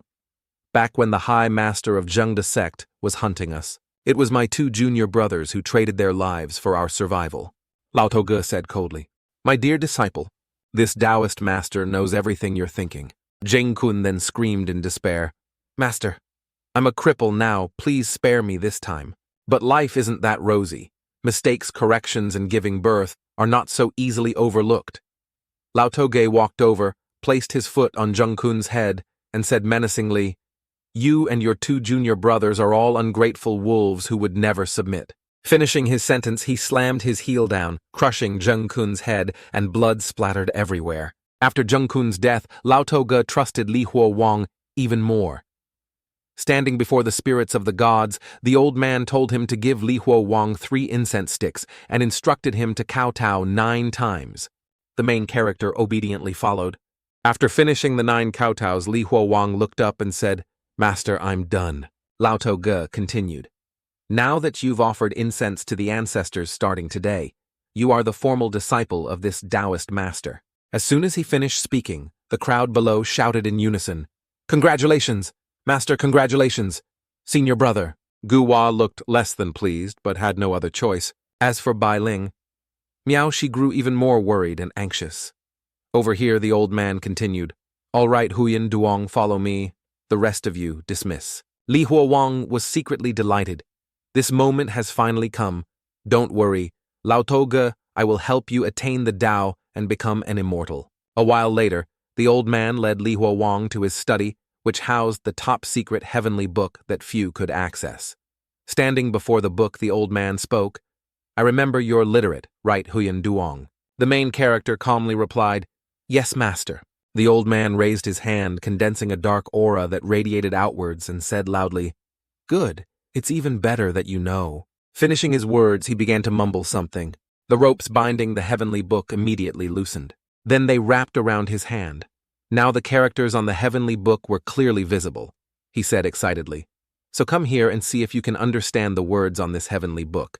Li Huo-wang stepped closer to the heavenly book and replied, "Yes, master." While observing, the main character thought to himself, the previous method for becoming an immortal was all made up by that Bin Hoa. If I can't read it, will I be exposed? If that's the case, I'd rather just deny everything. After reading, the main character spoke up, Yes, this disciple does understand. The old man impatiently urged, "What are you mumbling about? Whatever you've figured out, say it quickly." Li Huo Wang rubbed his head and replied, "Master, why doesn't this heavenly book have the blood-moistening prescription you taught me last time?" Hearing this, the old man was stunned and exclaimed, "What the hell, what did you say?" The main character rested his chin on his hand deep in thought and continued, "Oh, on the heavenly book is the first level of the internal energy technique. The book says it must be done at the exact time when the old year hasn't passed and the new year hasn't arrived, using an external elixir in conjunction with cultivation. Only then can one infuse the heavenly Tao into the spiritual energy absorbed from the body in the mortal world to attain the Tao and become an immortal." Hearing this for the first time, the old man was somewhat taken aback and replied, "The technique also needs to be coordinated with external elixirs." Li Huo Wang continued to bullshit. "That's right. There are several types of external elixirs. Let me see, it requires 2 liang of cinnabar, 1 liang of bai qianzi, and 1 liang 2 of tai shuang. There's also a certain amount of yu lao jia. Refine them. Master, what kind of herb is this, yu lao jia?" The main character naively wondered.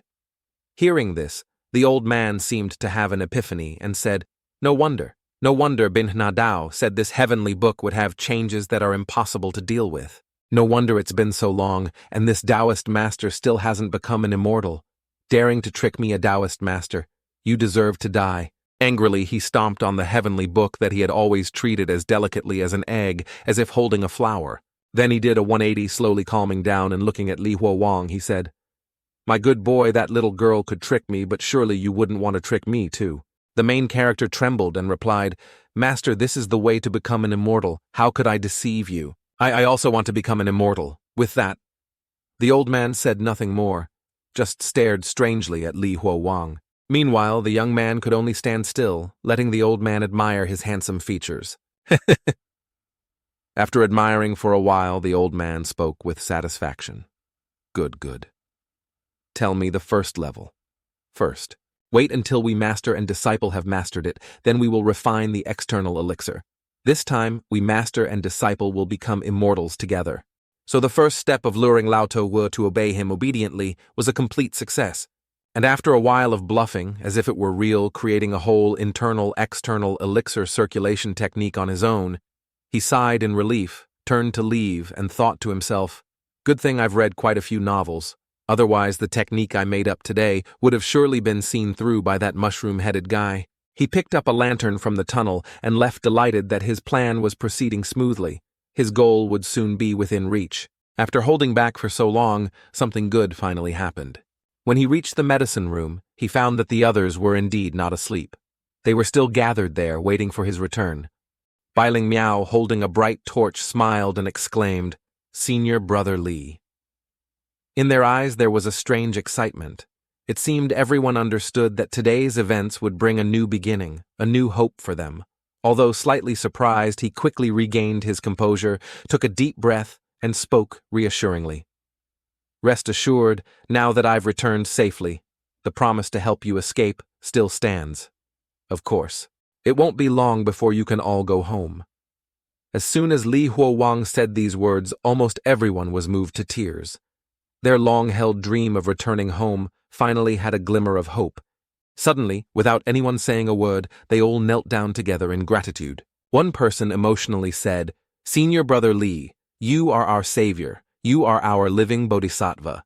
The main character bowed in return. "What are you all doing today at the main hall? If it weren't for everyone's help, I would have been finished.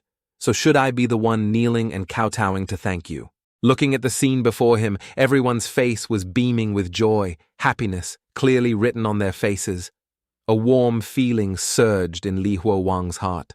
Who would have thought that in this strange world I could become comrades with people who have such bizarre appearances? Thinking this, he spoke up again. "Everyone, I have something I need your help with. This matter is related to whether we can successfully escape from Qingfeng Guan or not." Biling Miao's eyes widened with confusion and worry as she asked, "What is it? Senior Brother Li, are you all right? Did the old man really not give you a hard time?" Hearing this, Li Huo Wang recalled Lao Ge and his wish to become an immortal. He couldn't help but smirk and chuckle. "Ha ha." He currently wants me to translate the contents of the heavenly book for him, so what could possibly happen to me? Right now, even if I told him to eat shit, he'd have to do it. Ha ha. Then he asked seriously, do you all know any other legends or stories? Like the legend of Yu Lao Jia. Hearing this, Bai Ling Miao's eyes widened as she exclaimed, yes, besides Yu Lao Jia. My grandpa also told me about another demonic thing. It's called Da Lao Lao. The main character, not too surprised, calmly replied, this so-called Da Lao Lao doesn't seem to be anything special. Bai Ling Miao immediately put a finger to her lips, signaling, shh, shh. Senior brother, Li. Lower your voice, be careful. Da Lao Lao might hear you.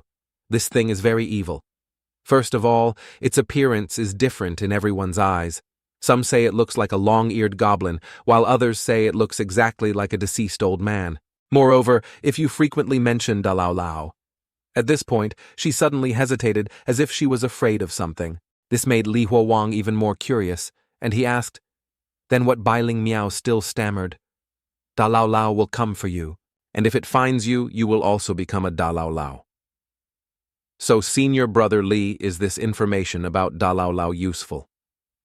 After hearing this, Li Huowang fell silent, took a long deep breath and thought, just being near Da Lao Lao for a while will turn you into it. This world is so bizarre with all sorts of strange things. Thinking this, he spoke up. All right, the information about Da Lao Lao is very valuable. He turned to the others and asked anything else.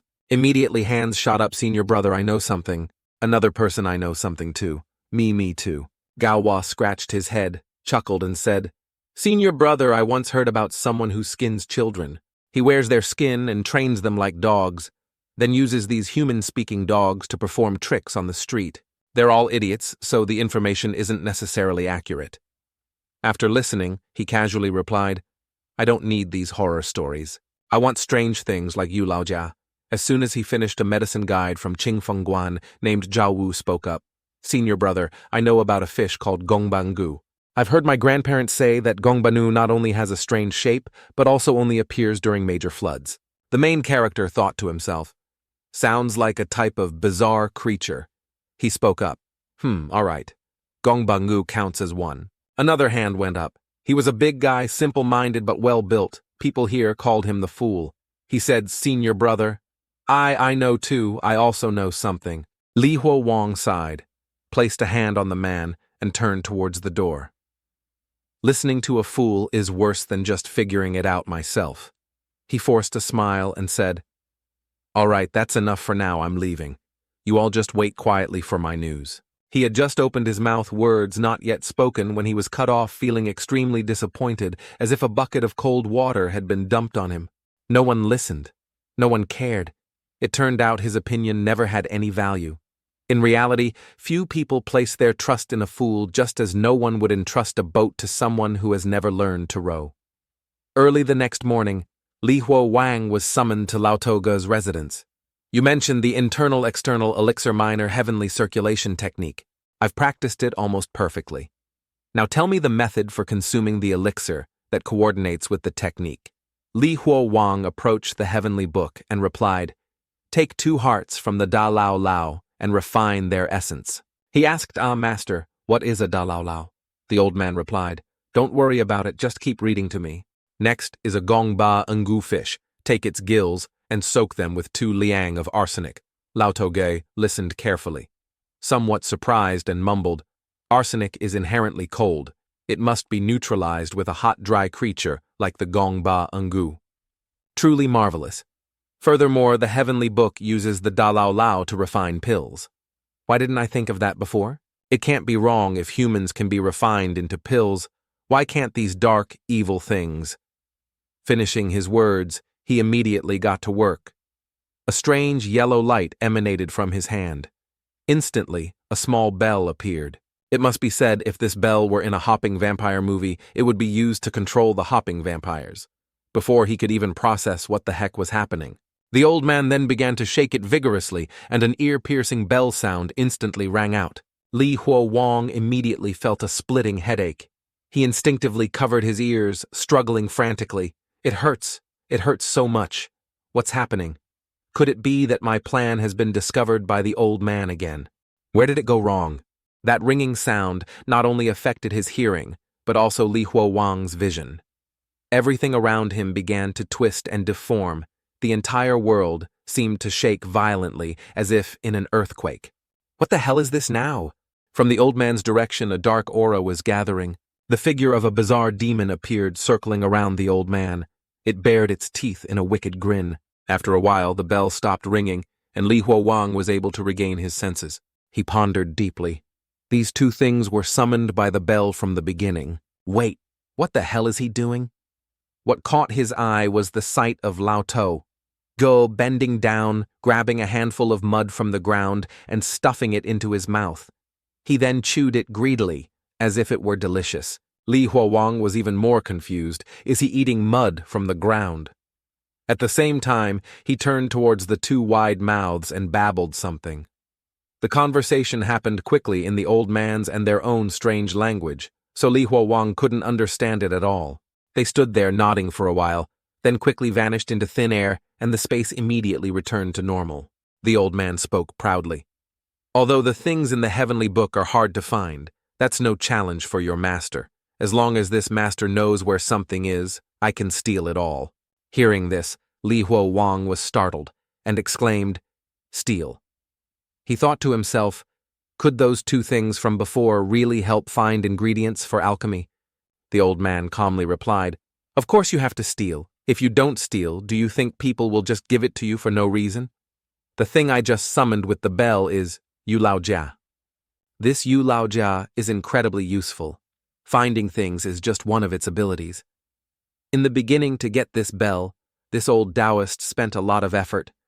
The old man slowly recounted. "When I was 5, a bigger beggar snatched the stale, steamed bun from my hand. At that moment, I understood a principle. If I don't have what others have, what should I do?" The word steal flashed in my mind. When I was young, I stole wives' horses and silver. Later, I stole cultivation techniques, magic artifacts, and even disciples. Even Qing Fengguan was stolen by me, the old man boasted proudly. "Look at that clay ancestor statue, does it say anything?" "So, child, when adults speak, you must listen. This Taoist master considers you family. That's why I'm telling you this. This is just to teach you and make you wiser." Li Huowang wondered, "But master, what if we can't win the robbery?" The old man said nothing more, just frowned and muttered to himself. Hopeless, truly hopeless. Why does that literate head of yours keep bringing that up? If you can't win the robbery, don't you know how to find a way to rob? The old man was furious and slapped Li Huowang's face to vent his anger. Then he menacingly emphasized each word. If one person can't win the robbery, then two people join forces.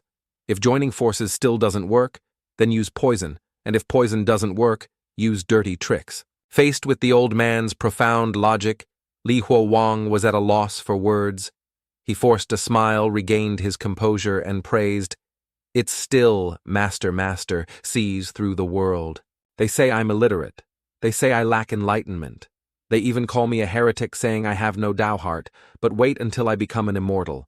I'll peel their eyelids back and let them see clearly who is the one without enlightenment now. Who is the one without a Tao heart?" As he spoke, he gritted his teeth, his ugly face filled with malevolence. Although Li Huowang didn't know who the old man was talking about, one thing was certain. The grudge between them was definitely very deep. After that, Li Huowang and the scabby-headed guy lived together, sticking to each other like wet on a butt. It was also during this time that I continuously perfected the heavenly book, making the method for becoming an immortal even more reliable. The way of heaven reduces the surplus to supplement the deficient. The way of man reduces the deficient to offer to the surplus.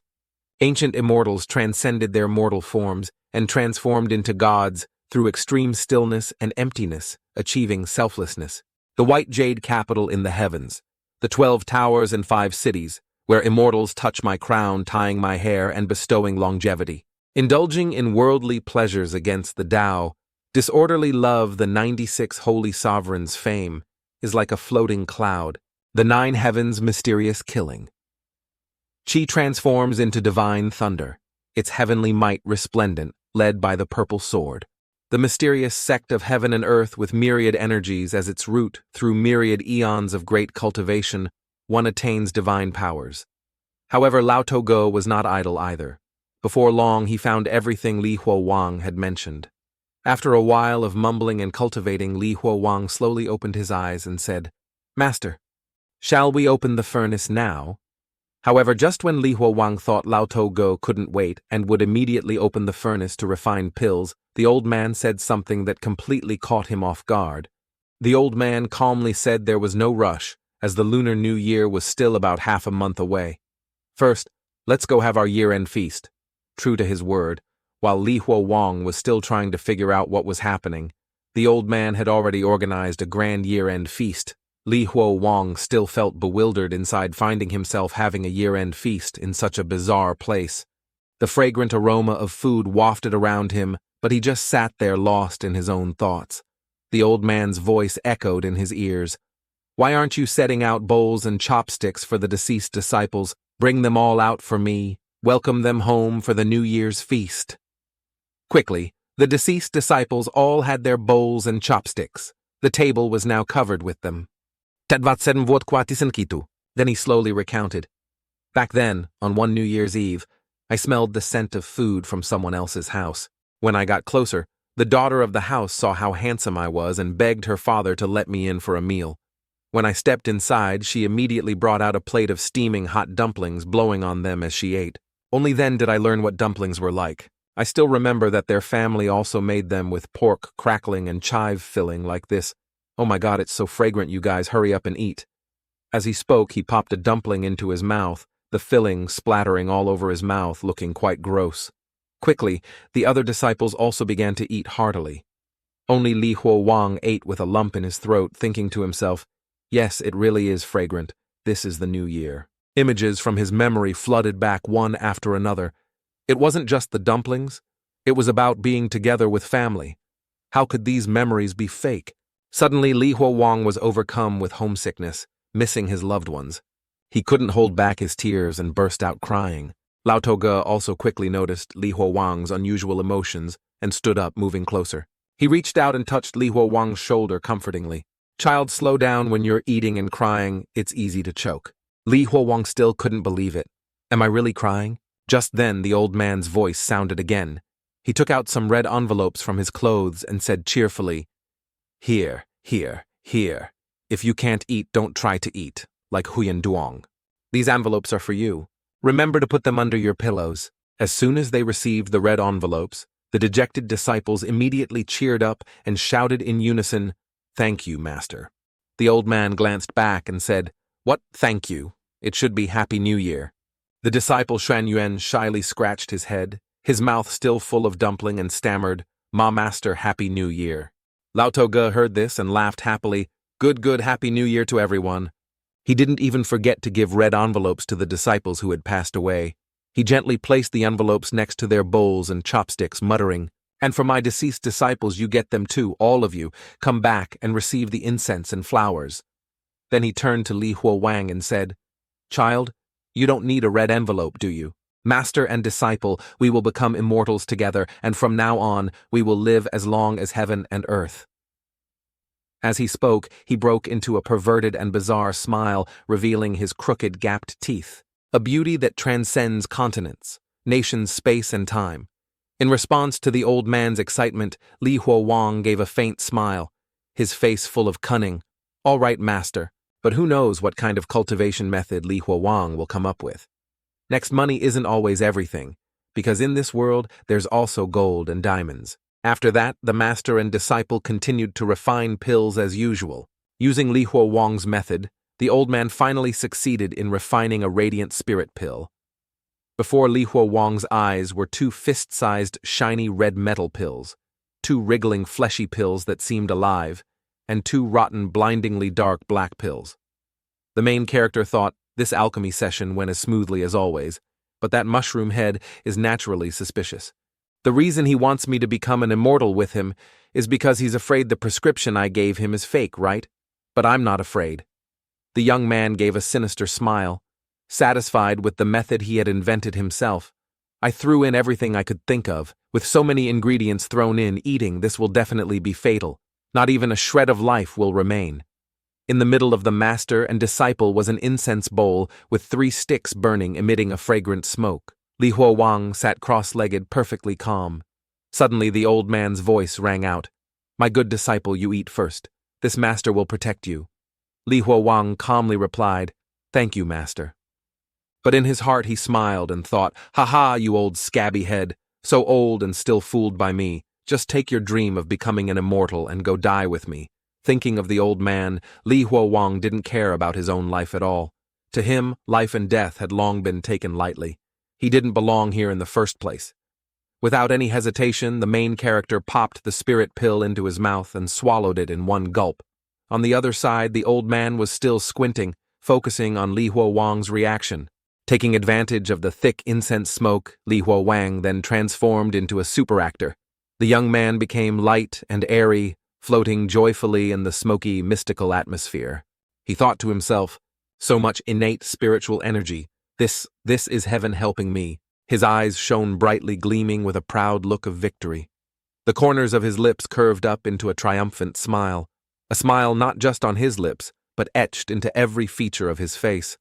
A loud laugh burst out, echoing and lingering, as if savoring every second, every minute.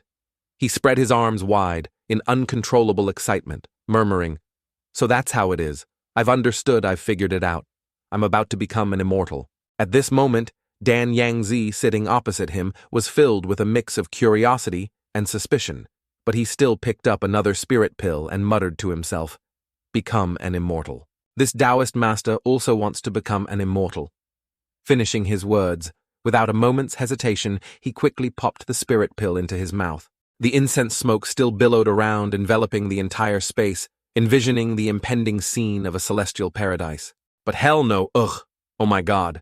Suddenly, Li Huo Wang writhed, clutching his stomach and spitting out a large mouthful of blood. Although his stomach was in such agony that he was writhing on the ground, a triumphant smile still played on his lips. "Ha ha, still want to practice, you old scabby head." Then the young man boasted enthusiastically, "I copied that technique from a Xiangxia novel. You can't become an immortal. You can only become a demon." On the opposite side, it seemed the old man was also writhing from the side effects of the bizarre spirit pill. Li Huo Wang slowly stood up and walked over. In his hand, he held another red pill. With a trembling hand, Li Huo Wang managed to put the spirit pill into his mouth. Immediately after, the blue veins on his entire body bulged, and he felt filled with power. At this moment, Li Huo Wang seemed to have his power boosted to the absolute maximum. With blazing red eyes, he raised his blood-soaked hand and said, "Are you deaf? I'm talking to you." Then he landed a powerful palm strike on Dan Yangzi, causing his face to cave in. Blood spurted from his mouth teeth and lips jumbled, and the mark of Li Huo Wang's hand was still imprinted on his cheek. The old man muttered to himself, "You these things! It's the inner demon! He's gone into a key deviation." Finishing his words, the old man's eyes flew open. He unleashed a burst of power that instantly sent Li Huo Wang flying dozens of meters away, shouting angrily, "Get lost! Don't you dare stop this Taoist master from becoming an immortal. I'm about to become a god." After that blow, Li Huo Wang lay flat on the ground, helpless and unable to move his body, becoming limp and weak. On the other side, the old man seemed to have gone mad. His eyes were wide open, glistening, as if about to shoot out sparks.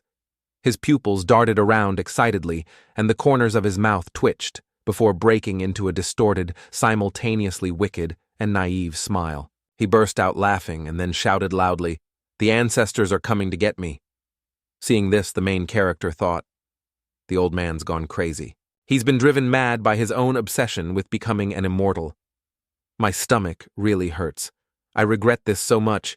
If I had known, I would have brought a knife to cut his damn throat." He thought that, but in reality, Li Huo Wang was still being tormented by agonizing stomach pain. He gradually drifted into a daze, and the scene of a hospital flashed before his eyes. Once again, Li Huo Wang saw Yang Na's worried face. She kept calling, "Huo Wang, Huo Wang, Li Huo Wang."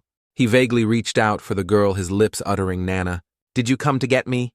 Even if it's just a hallucination, it's not so bad." In a flash, Yang Na's face gradually blurred and dissolved, replaced by the faint image of the doctor who had once treated him. He said, "Bed number 14. Consciousness is fading. Preliminary diagnosis is food poisoning. Quick, get the electric suction device for a stomach pump. Li Huowang lay there exhausted, but he still didn't forget to curse. What the hell? A goddamn stomach pump. This is a mental hospital. Where would you get a stomach pump? Can you, illusions, be a little more logical? After saying this, Li Huowang's consciousness lost all sense of his surroundings. All around him was now the color of red blood. But right now he felt so comfortable because his stomach finally stopped hurting. He felt his body gradually being submerged. Faintly, he heard Yang Na's voice. Huowang. Li Huowang, hang in there, you promised me. Suddenly, his eyes flew open and he immediately started vomiting violently, throwing up everything from his stomach, bile and all. A grotesque mixture of black water, some deformed hair and flesh, and jumbled pieces of dumplings and entrails were all directly vomited out by Li Huowang. In his mind, he was even more confused. He thought he had been reunited with his ancestors, but now he was still alive and kicking. I'm still alive. How can this be? Wait a minute. If I'm still alive, then wouldn't Dan Yangzi also? Thinking of that, Li Huowang instantly broke out in a cold sweat. He instinctively turned his head to look back. It's unknown what the young man saw, but as soon as he looked, he cursed damn fate. Lao Toge had transformed into a monstrous creature with a horrifying shape, its body covered in many tentacles, its eyes and mouth distorted. The surrounding atmosphere became terrifyingly eerie, accompanied by chilling sounds. The three flowers gather at the peak, ascending to immortality. So that's how it is. Indeed, this old master has become an immortal. I've realized it. I've realized it. I've realized it. I've realized it. Then, with a series of booms followed by a sky-shaking explosion, the deformed body of Lao Toge instantly blew up, splattering blood and flesh all over the alchemy room. The entire Qingfengguan inside the alchemy room became gruesome. Li Huowang stood there, his whole body covered in his master's blood. He stared at the scene, stunned, clearly unable to react or understand what the hell was happening. He thought to himself, are these 3 pills really that powerful? The pills that Dan Yangzi and I refined, are they elixirs or explosives? The explosion quickly subsided around the room. Now only fragments of Lao Toge's flesh and the stench of blood remained. Perhaps after that shocking explosion, his body had been completely shattered and scattered everywhere. On the ground, only tattered pieces of flesh were left. After regaining his composure, Li Huowang let out a faint, contemptuous laugh. He just sat there silently by himself. After a long while, the pieces of flesh remained motionless. Even Lao Toge's bronze bell was dented from the shockwave. Only then did Li Huowang breathe a sigh of relief. This time, Lao Toge is definitely dead for good. Then he looked at himself and wondered again, but why am I not dead yet? At that moment, he didn't know where to go or what to do next.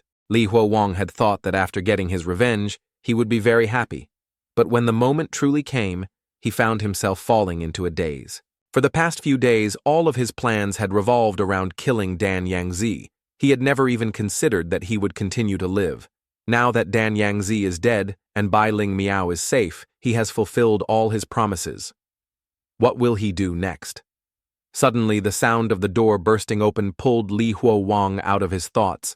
The old man's 2 disciples, Chang Ren and Chang Ming, entered cautiously, with long swords raised, shouting, "Hey, what kind of demon are you?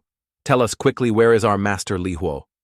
Wang pointed to the side and said in a low voice, "Your master is that thing at your feet. Dear senior brothers, I am Huyan Duong." These words made them instinctively look down and lift their feet.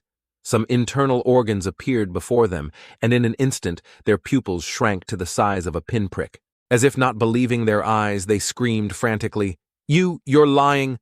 How the hell could Master die, seeing their disbelief?" Li Huowang immediately picked up a piece of the old man's facial skin, held it up to them excitedly, and said, "Look, he's really dead. Lao Toge killed people like flies his whole life. He deserved to die, but I didn't kill him for that reason. It was a personal grudge." Hearing this, Chang Ming and Chang Ren glanced at each other, and without another word, they quickly sheathed their swords, turned, and dashed towards the door. "Hey, listen to what I have to say before you go." Li Huowang reluctantly shouted in alarm towards them. Immediately after, Li Huowang vigorously rang the bell and went around shouting while his other hand held up Lao Toge's facial skin. "Everyone look, The mushroom head is dead. You can all go home now." Following the shouts, many medicine guides were quickly attracted and gathered. Some were happy to hear the old man was dead. Others were bewildered, not daring to believe their eyes, muttering, "That piece of facial skin really belongs to Lao Toge. No mistake, it's him. Quick, quick, let's follow, we can finally go home." Immediately after, the whole group quickly ran after Li Huowang, their joy impossible to hide. In front of them was the cave entrance, accompanied by the thunderous footsteps following Li Huowang. His voice rang out continuously. "Everyone get out quickly. Dan, Yang Zi is dead. You can go home and celebrate the new year now." Everyone's heart was fluttering with anticipation to return home. There's nothing happier than finally being able to return to the most familiar place. Lao Toge is dead. He's really dead. "Where are you from, senior brothers? Let's go together in a bit." Bai Ling Miao's voice rang out, "We can finally go home. Let's go home, senior brother Li." But suddenly, as if sensing something unusual, Li Huowang abruptly stopped. He looked up and around thinking, "What's that sound?" Immediately after, the group walked cautiously, creeping closer to where the sound was coming from. What caught his eye were Lao Tojo's 3 disciples in a standoff, each holding a weapon. The atmosphere was extremely tense, like drawn bows and unsheathed swords. As soon as Xuanyuan saw Li Huowang, he called out cheerfully, "Junior brother Huyan Duong, come here quickly. Let's kill these 2 accomplices of Dan Yangzi and share the heavenly book together." On one side, Chang Ming shouted, "If you don't want to die, get out of here. Master only taught you the way of alchemy. In this situation, do you think you can deal with 2 sword cultivators like us?" Hearing this, Li Huowang finally understood the issue they had been fighting over. He sighed softly and thought, "So it's because of the heavenly book." Reluctantly, he spoke up to explain. "But that's not a heavenly book for becoming an immortal. It's just an ancient scripture. What I said before was all made up to trick Lao To. Gay don't believe his ghost stories too much. That guy makes things up. What nonsense about an old man personally sending someone off. It's probably just from some place where people were murdered and robbed. It would be better for you 3 senior brothers to come with us." Hearing this, they turned to look at Li Huowang with murderous eyes. Their bloodshot eyes gleamed with a terrifying madness. It was as if they were about to tear everything in front of them to shreds. "Junior brother Huyan Duong, if you're not interested in the heavenly book, then get lost." After hearing this, Li Huowang didn't hesitate at all and immediately took off. "All right, then we'll go first. You 3 senior brothers can continue. We'll meet again later. Everyone who wants to go home, follow me closely. Don't be curious and look inside. The swords of those 3 senior brothers have no eyes." The next morning, the brilliant light of the early morning flooded the cave entrance, illuminating radiant faces. The medicine guides excitedly ran out of the cave, their eyes shining with extreme joy. They skipped and jumped like children who had just escaped a nightmare, breathing in the fresh air they had been deprived of for so long. Laughter echoed through the mountains and forests, mingling with the cheerful chirping of birds like a symphony welcoming freedom. "We're out. Going home. I want to go home." Only he was not so cheerful. While everyone around was chaotically running away, he stood there looking up at the sky, thinking to himself, "It's already this bright. Did Lao Toge, and I stay in the alchemy furnace all night." Suddenly Bai Ling Miao approached and said cheerfully, "Senior brother Li, let's go too." Li Huowang quickly grabbed her hand and said, "Wait, these are all the last letters and addresses left by the deceased medicine guides. After we get out, remember to find a delivery service to send them to their families." Amidst the rushing crowd heading out, he still stood there. A vague anxiety filled his heart, causing Bai Ling Miao's steps to slow down as she asked in confusion, "Li senior brother, Li, aren't you going home?" He smiled faintly and thought, "Home? But I don't have a home anymore, where else can I go?" With that thought, he said nothing more and silently walked inside, leaving Bai Ling Miao standing there, bewildered. Just a moment later, Li Huowang was inside the dark cave. At this time, Qing Feng Guan was very quiet. His only companion was the sound of his own footsteps. Li Huowang once again returned to his own living quarters. He closed the door, placed the oil lamp nearby, not even bothering to wipe the blood from his body and face. He slowly lay down on the stone bed, contemplating life. Come to think of it, today is the 1st of the month. I still haven't had to eat that disgusting black tai sui this month. It seems the effect of suppressing hallucinations is about to wear off, huh? Even if it's fake. Let me see Nana one more time, just once. Then he unconsciously let his body sink into illusion.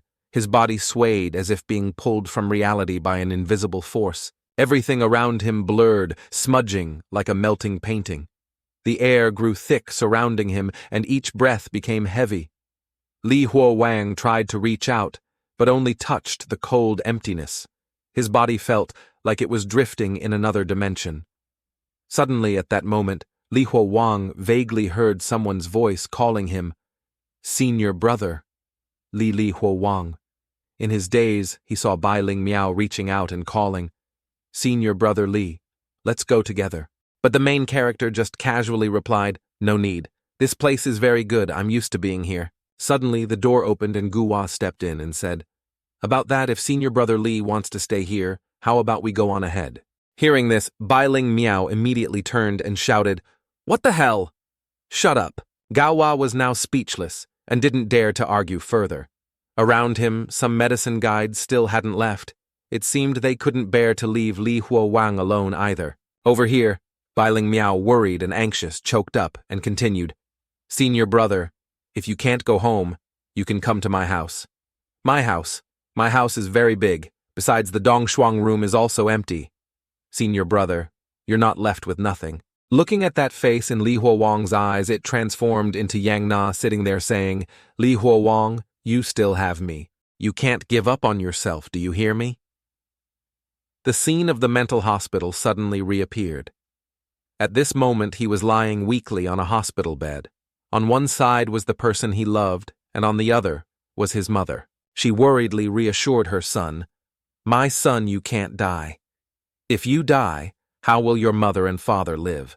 But Li Huo-wang just lay there. A butterfly shot out from his eye. Li Huo-wang vaguely reached out to catch the butterfly, but in his eyes now was only the image of Yang Na. He was somewhat stunned and reached out trying to grab her. "Yang Na, is that her?" A panicked sound echoed Li Huo-wang. Just then, the butterfly also gradually faded into nothingness. He found himself standing in a hazy space.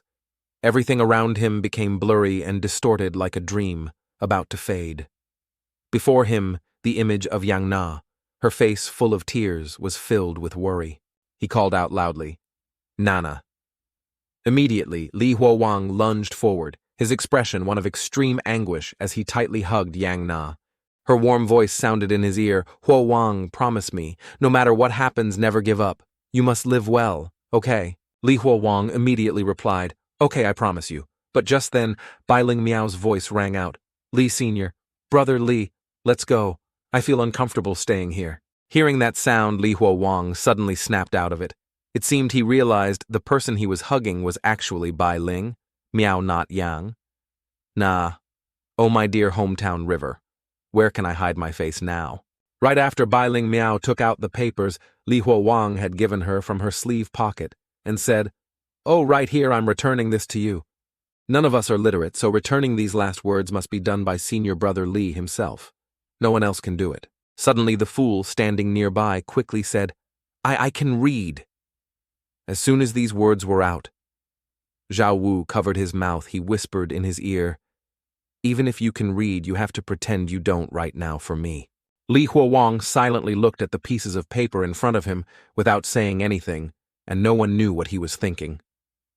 Seeing this, Bai Ling Miao continued, "Senior brother Li, you promised them yourself. A true man cannot go back on his word."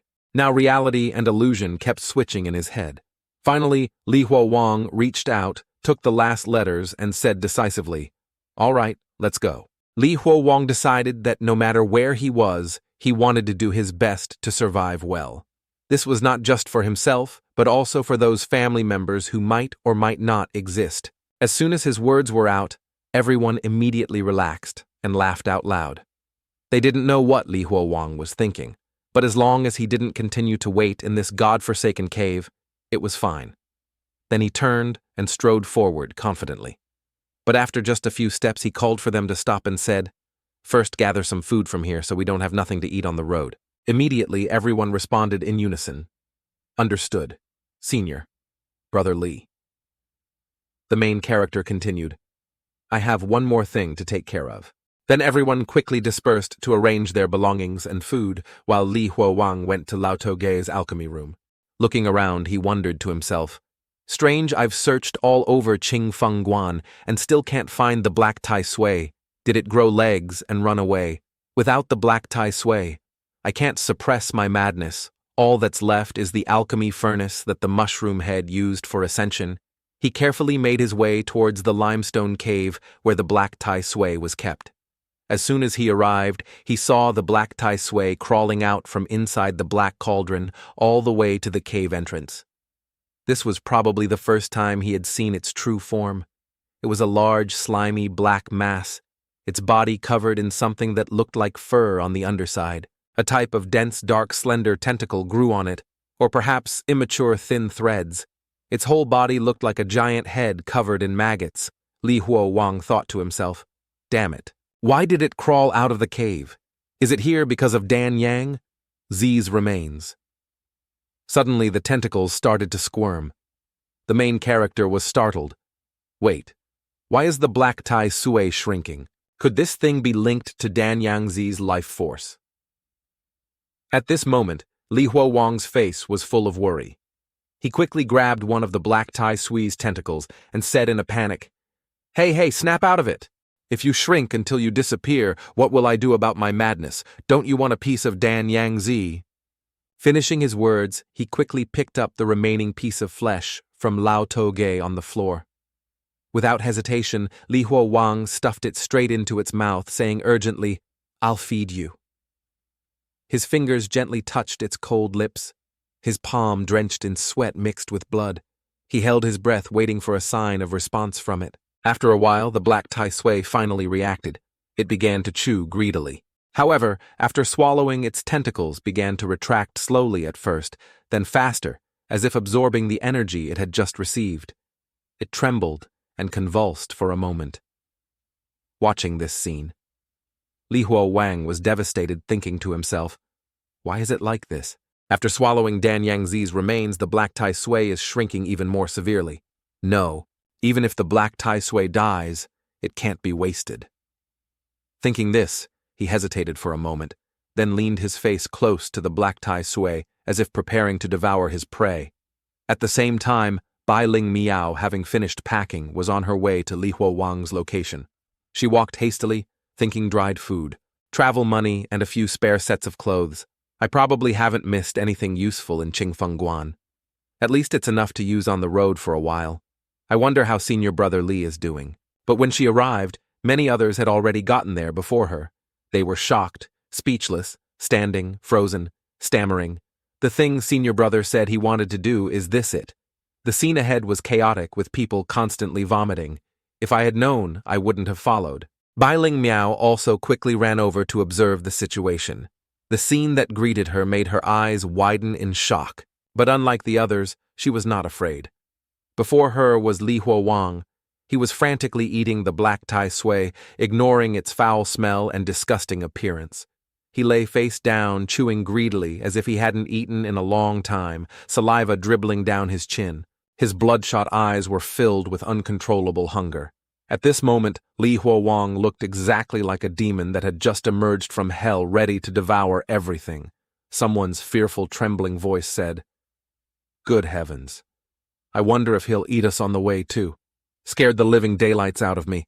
But Bai Ling Miao was not afraid. She gently approached Li Huowang and said cheerfully, "Senior brother Li, you're here." But he himself didn't know how long everyone had been there.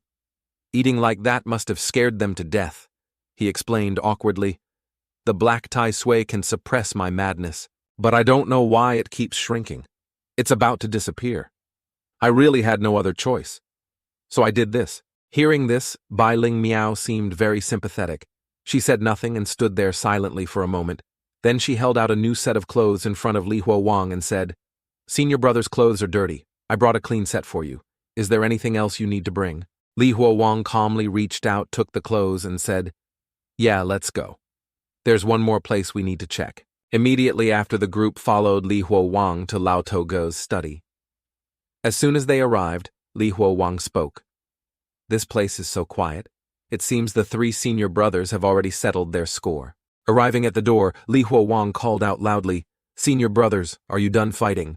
But when he looked inside, his expression suddenly changed. He muttered, "Are they all dead? How tragic." Inside, all three had fallen in pools of blood, their bodies twisted and horribly deformed. There was no winner, only death and desolation.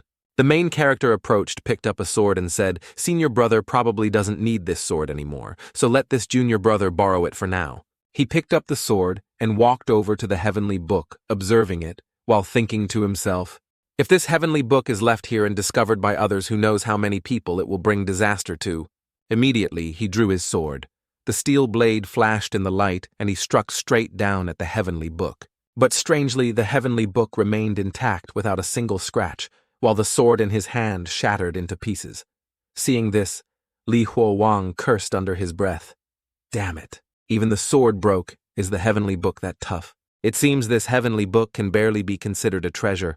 I might as well take it with me for now.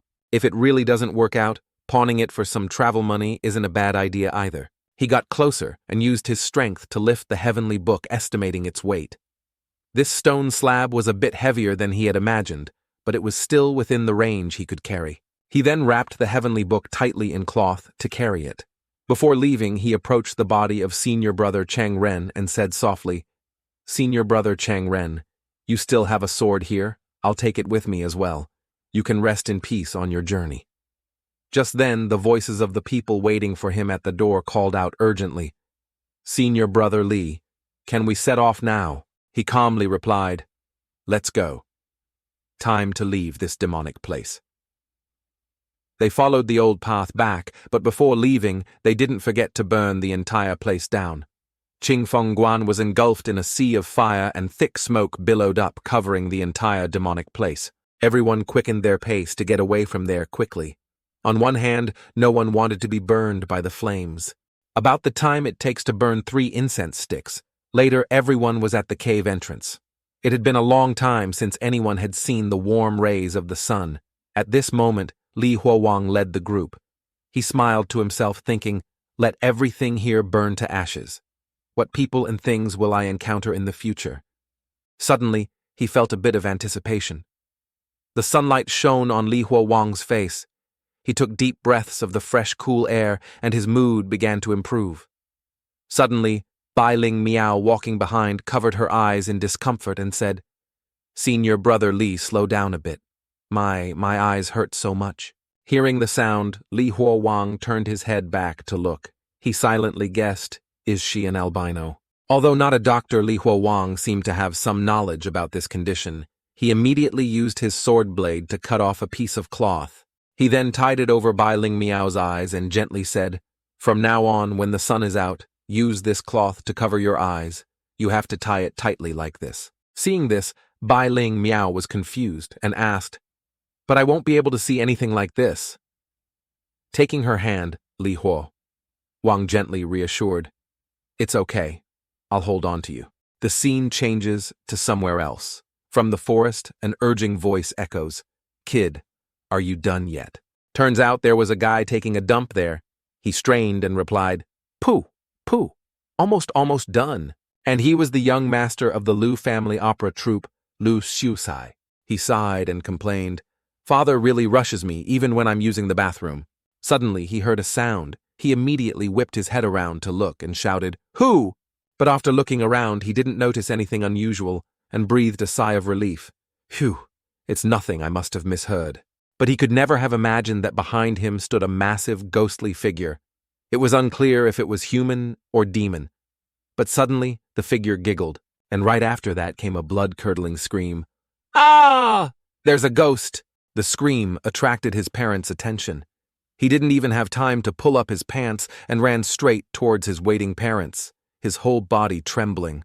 The father shouted in confusion, "What the hell kind of ghost? There are no damn ghosts in broad daylight. Put on your pants."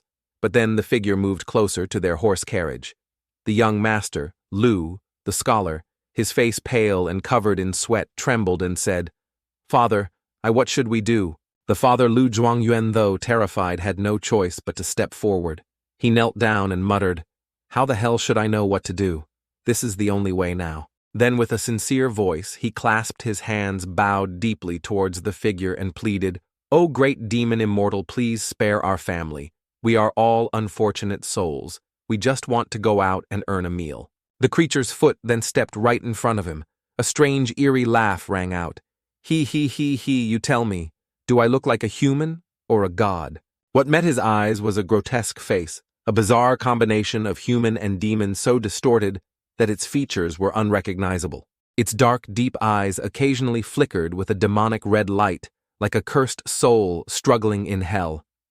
She wore a mysterious red cloak, enveloped in a chilling dark light.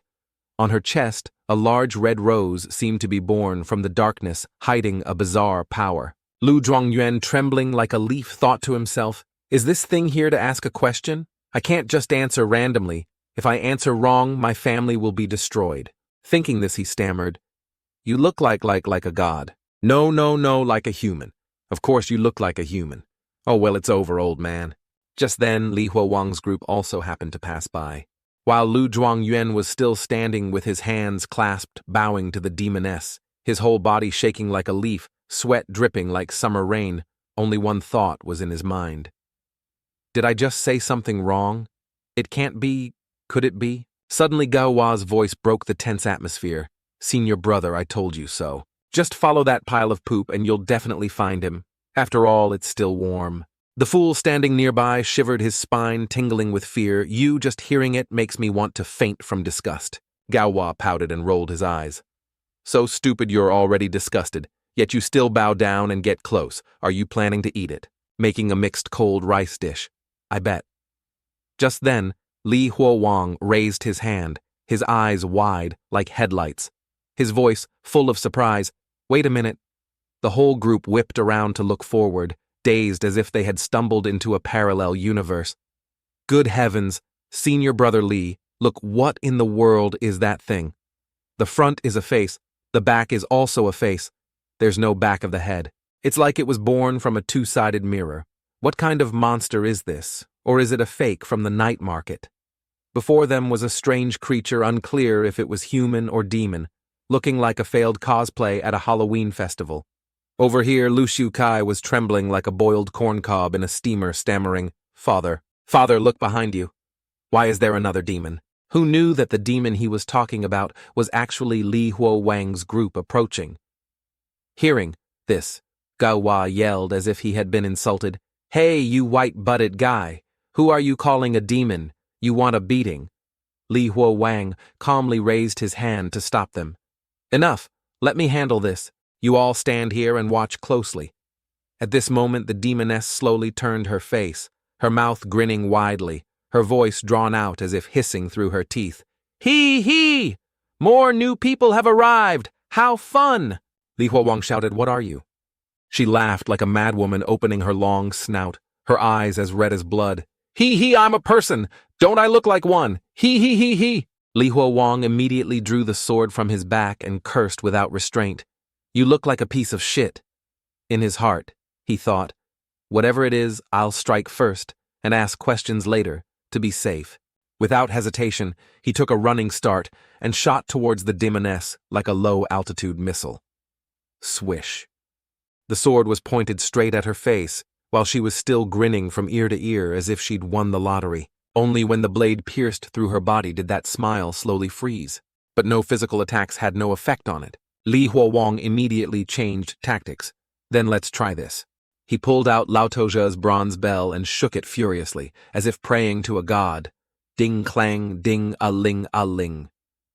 The bell's sound was eerie, as if tearing space apart, shattering eardrums. The strange creature shrieked, its face contorting like a stepped-on dumpling, and then it slowly dissolved into nothingness.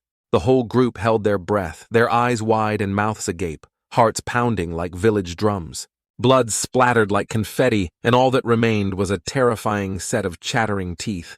Li Huowang squinted, smiling faintly like a master who had just unlocked a new skill. This bronze bell is the real deal. In just a flash, the demoness's body began to disintegrate like ash in the wind. It slowly shed its skin, revealing streams of dark demonic energy, like an eerie fog swirling around, making the air around them as cold as if they had just stepped into a hellish basement. The evil aura gradually dissipated, and she completely vanished. At this moment, Lu Zhuangyuan looked as if he had returned from the dead. His face was pale, but his eyes shone brightly, as if he had met his savior.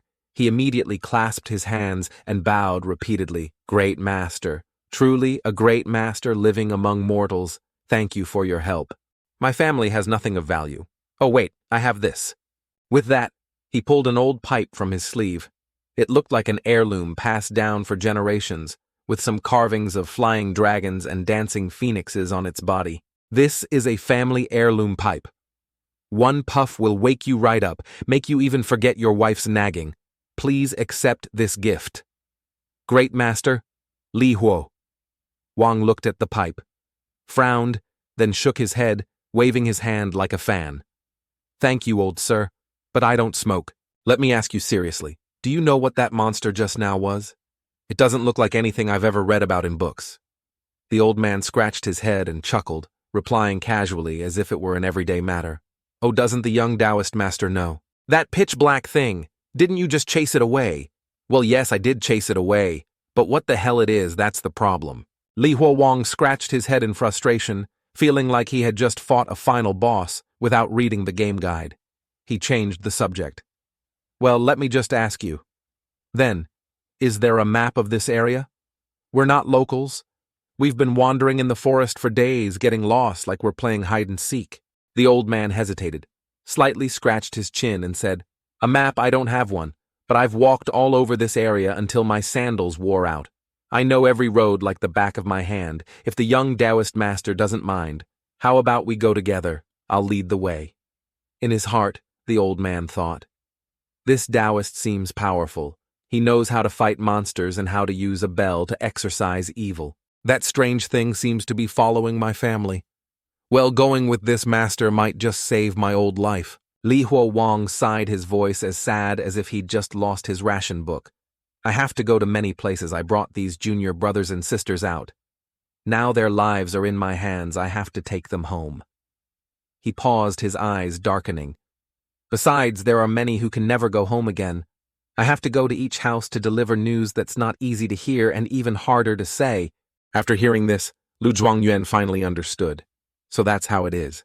Without hesitation, the old man immediately took out his pipe, took a puff for courage, and then started drawing on the ground as if presenting a battle plan to a martial young Taoist master. Look here. This old man has roughly sketched out the terrain. Right now we're standing in Hoshu. Without making Li Huo strain his brain, the old man continued fluently. Below Hoshu is Siqi. A little to the left is our Nanpingguo. Now we're on our way to Wuligang, a little further and we'll reach Jianye town. After that, Xijing welcomes us.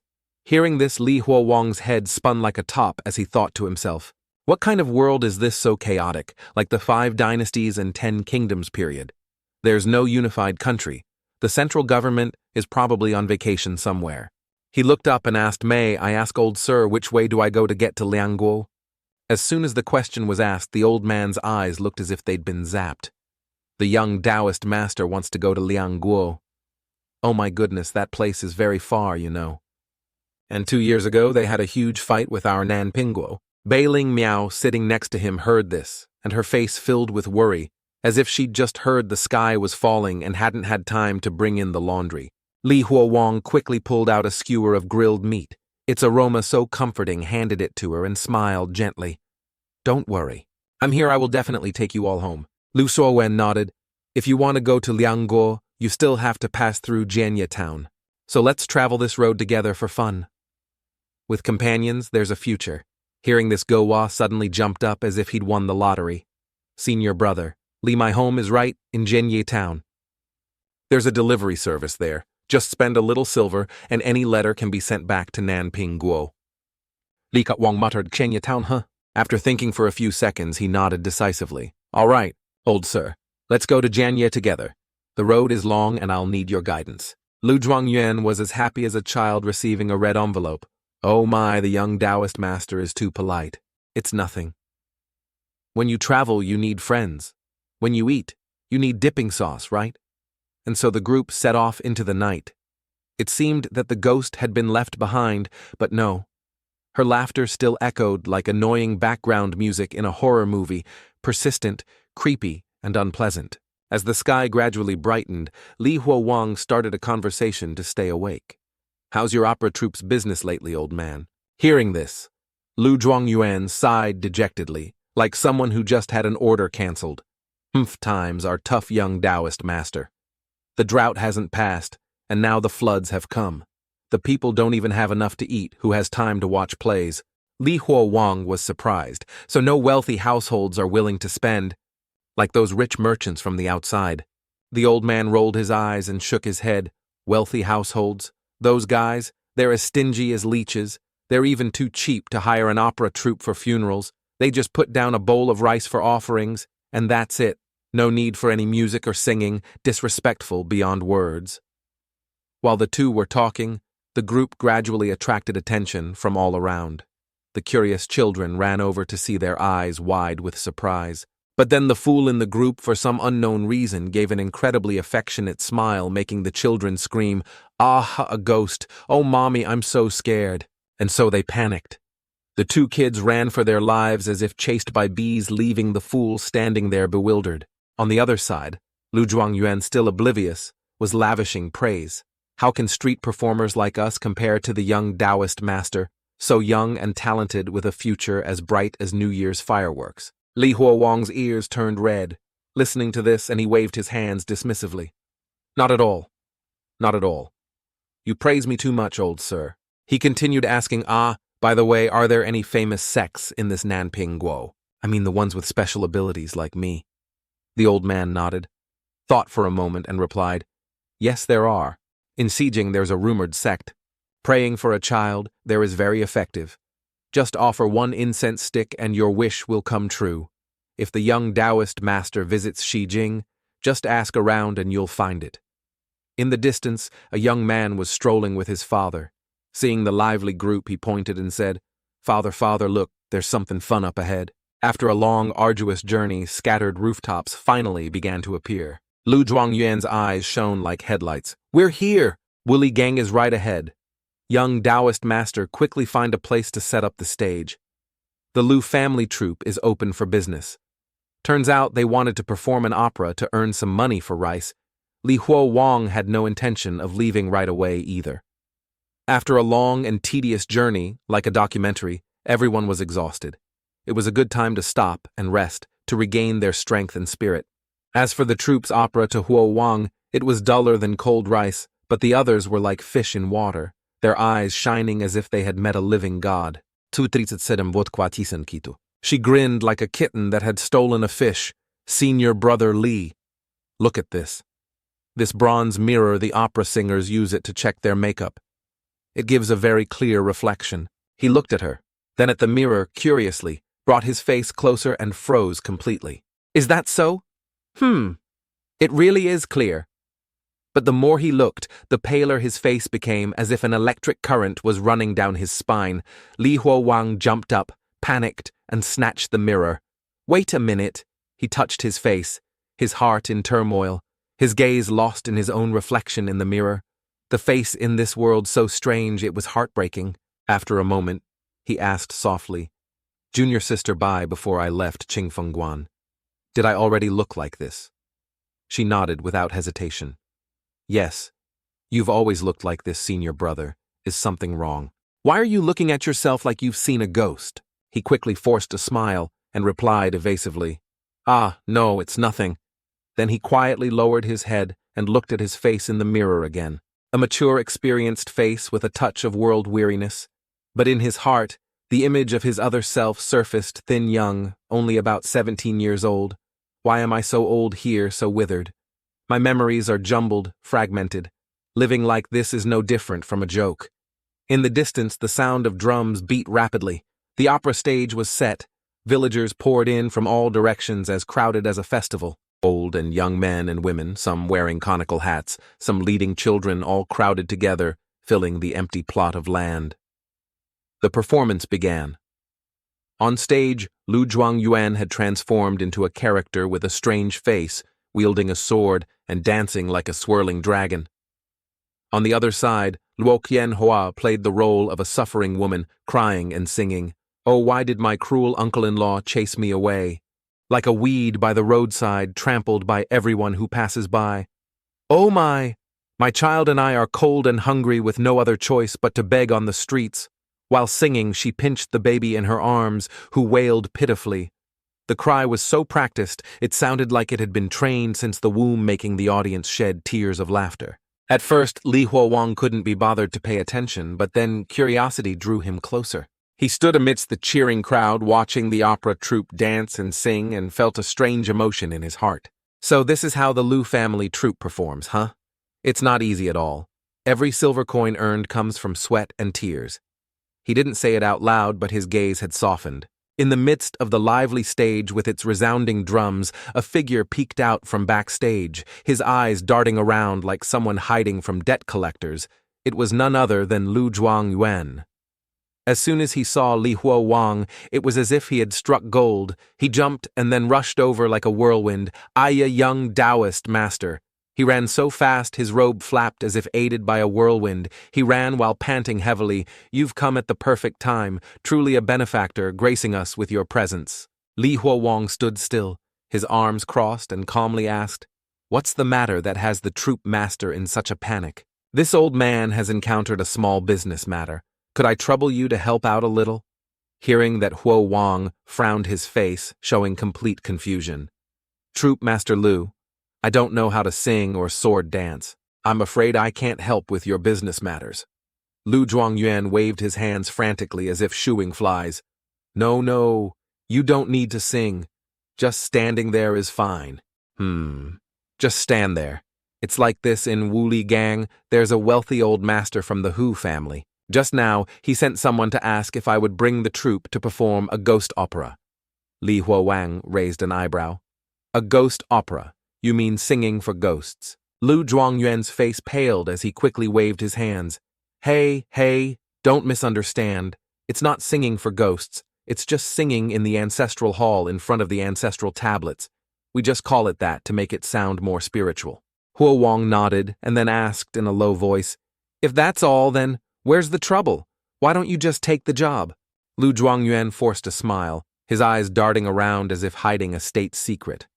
"Well, it's this old man's first time performing a ghost opera, so I'm feeling a little spooked. So I thought if a great master like you were standing by my side, I'd be much less scared." After hearing this, Li Huowang just gave a faint smile. He clasped his hands behind his back, his eyes gazing into the distance like a philosopher contemplating fate. "Sorry, I can't help with this." With that, he turned and walked away, his posture so nonchalant, it was as if he had just declined to attend a parent-teacher conference for a friend. He muttered to himself, "I usually stay 3 miles away from that kind of thing. Why would I stick my neck out now? I'm very sober." Arriving back at the resting place before he could even sit down, Bai Ling Miao's panicked voice rang out, "Senior Brother Li, our food supplies are almost gone." He turned to her. "Not enough money. I still have a jade pendant. It can be exchanged for silver." She frowned and whispered, "There are no pawn shops in this village. And even if there were, they wouldn't have enough silver to give back." Li Huowang froze. The financial situation was indeed as tight as a guitar string. Just then, as if fate had intentionally arranged it, Lu Zhuangyuan once again got involved.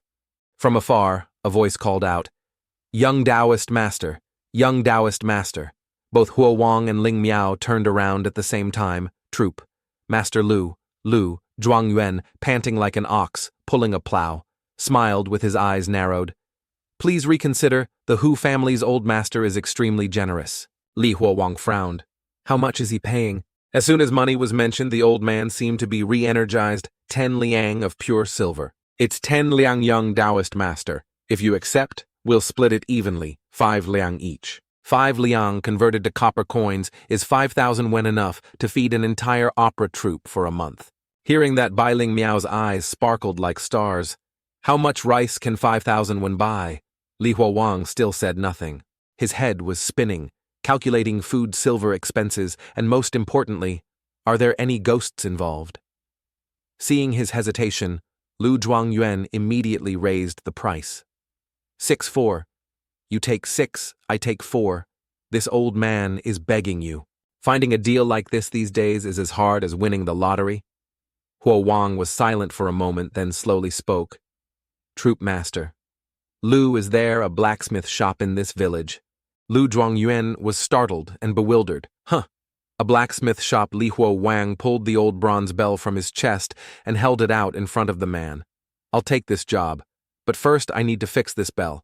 I'm not afraid of ghosts, but it's embarrassing to ring a bell that doesn't make a sound.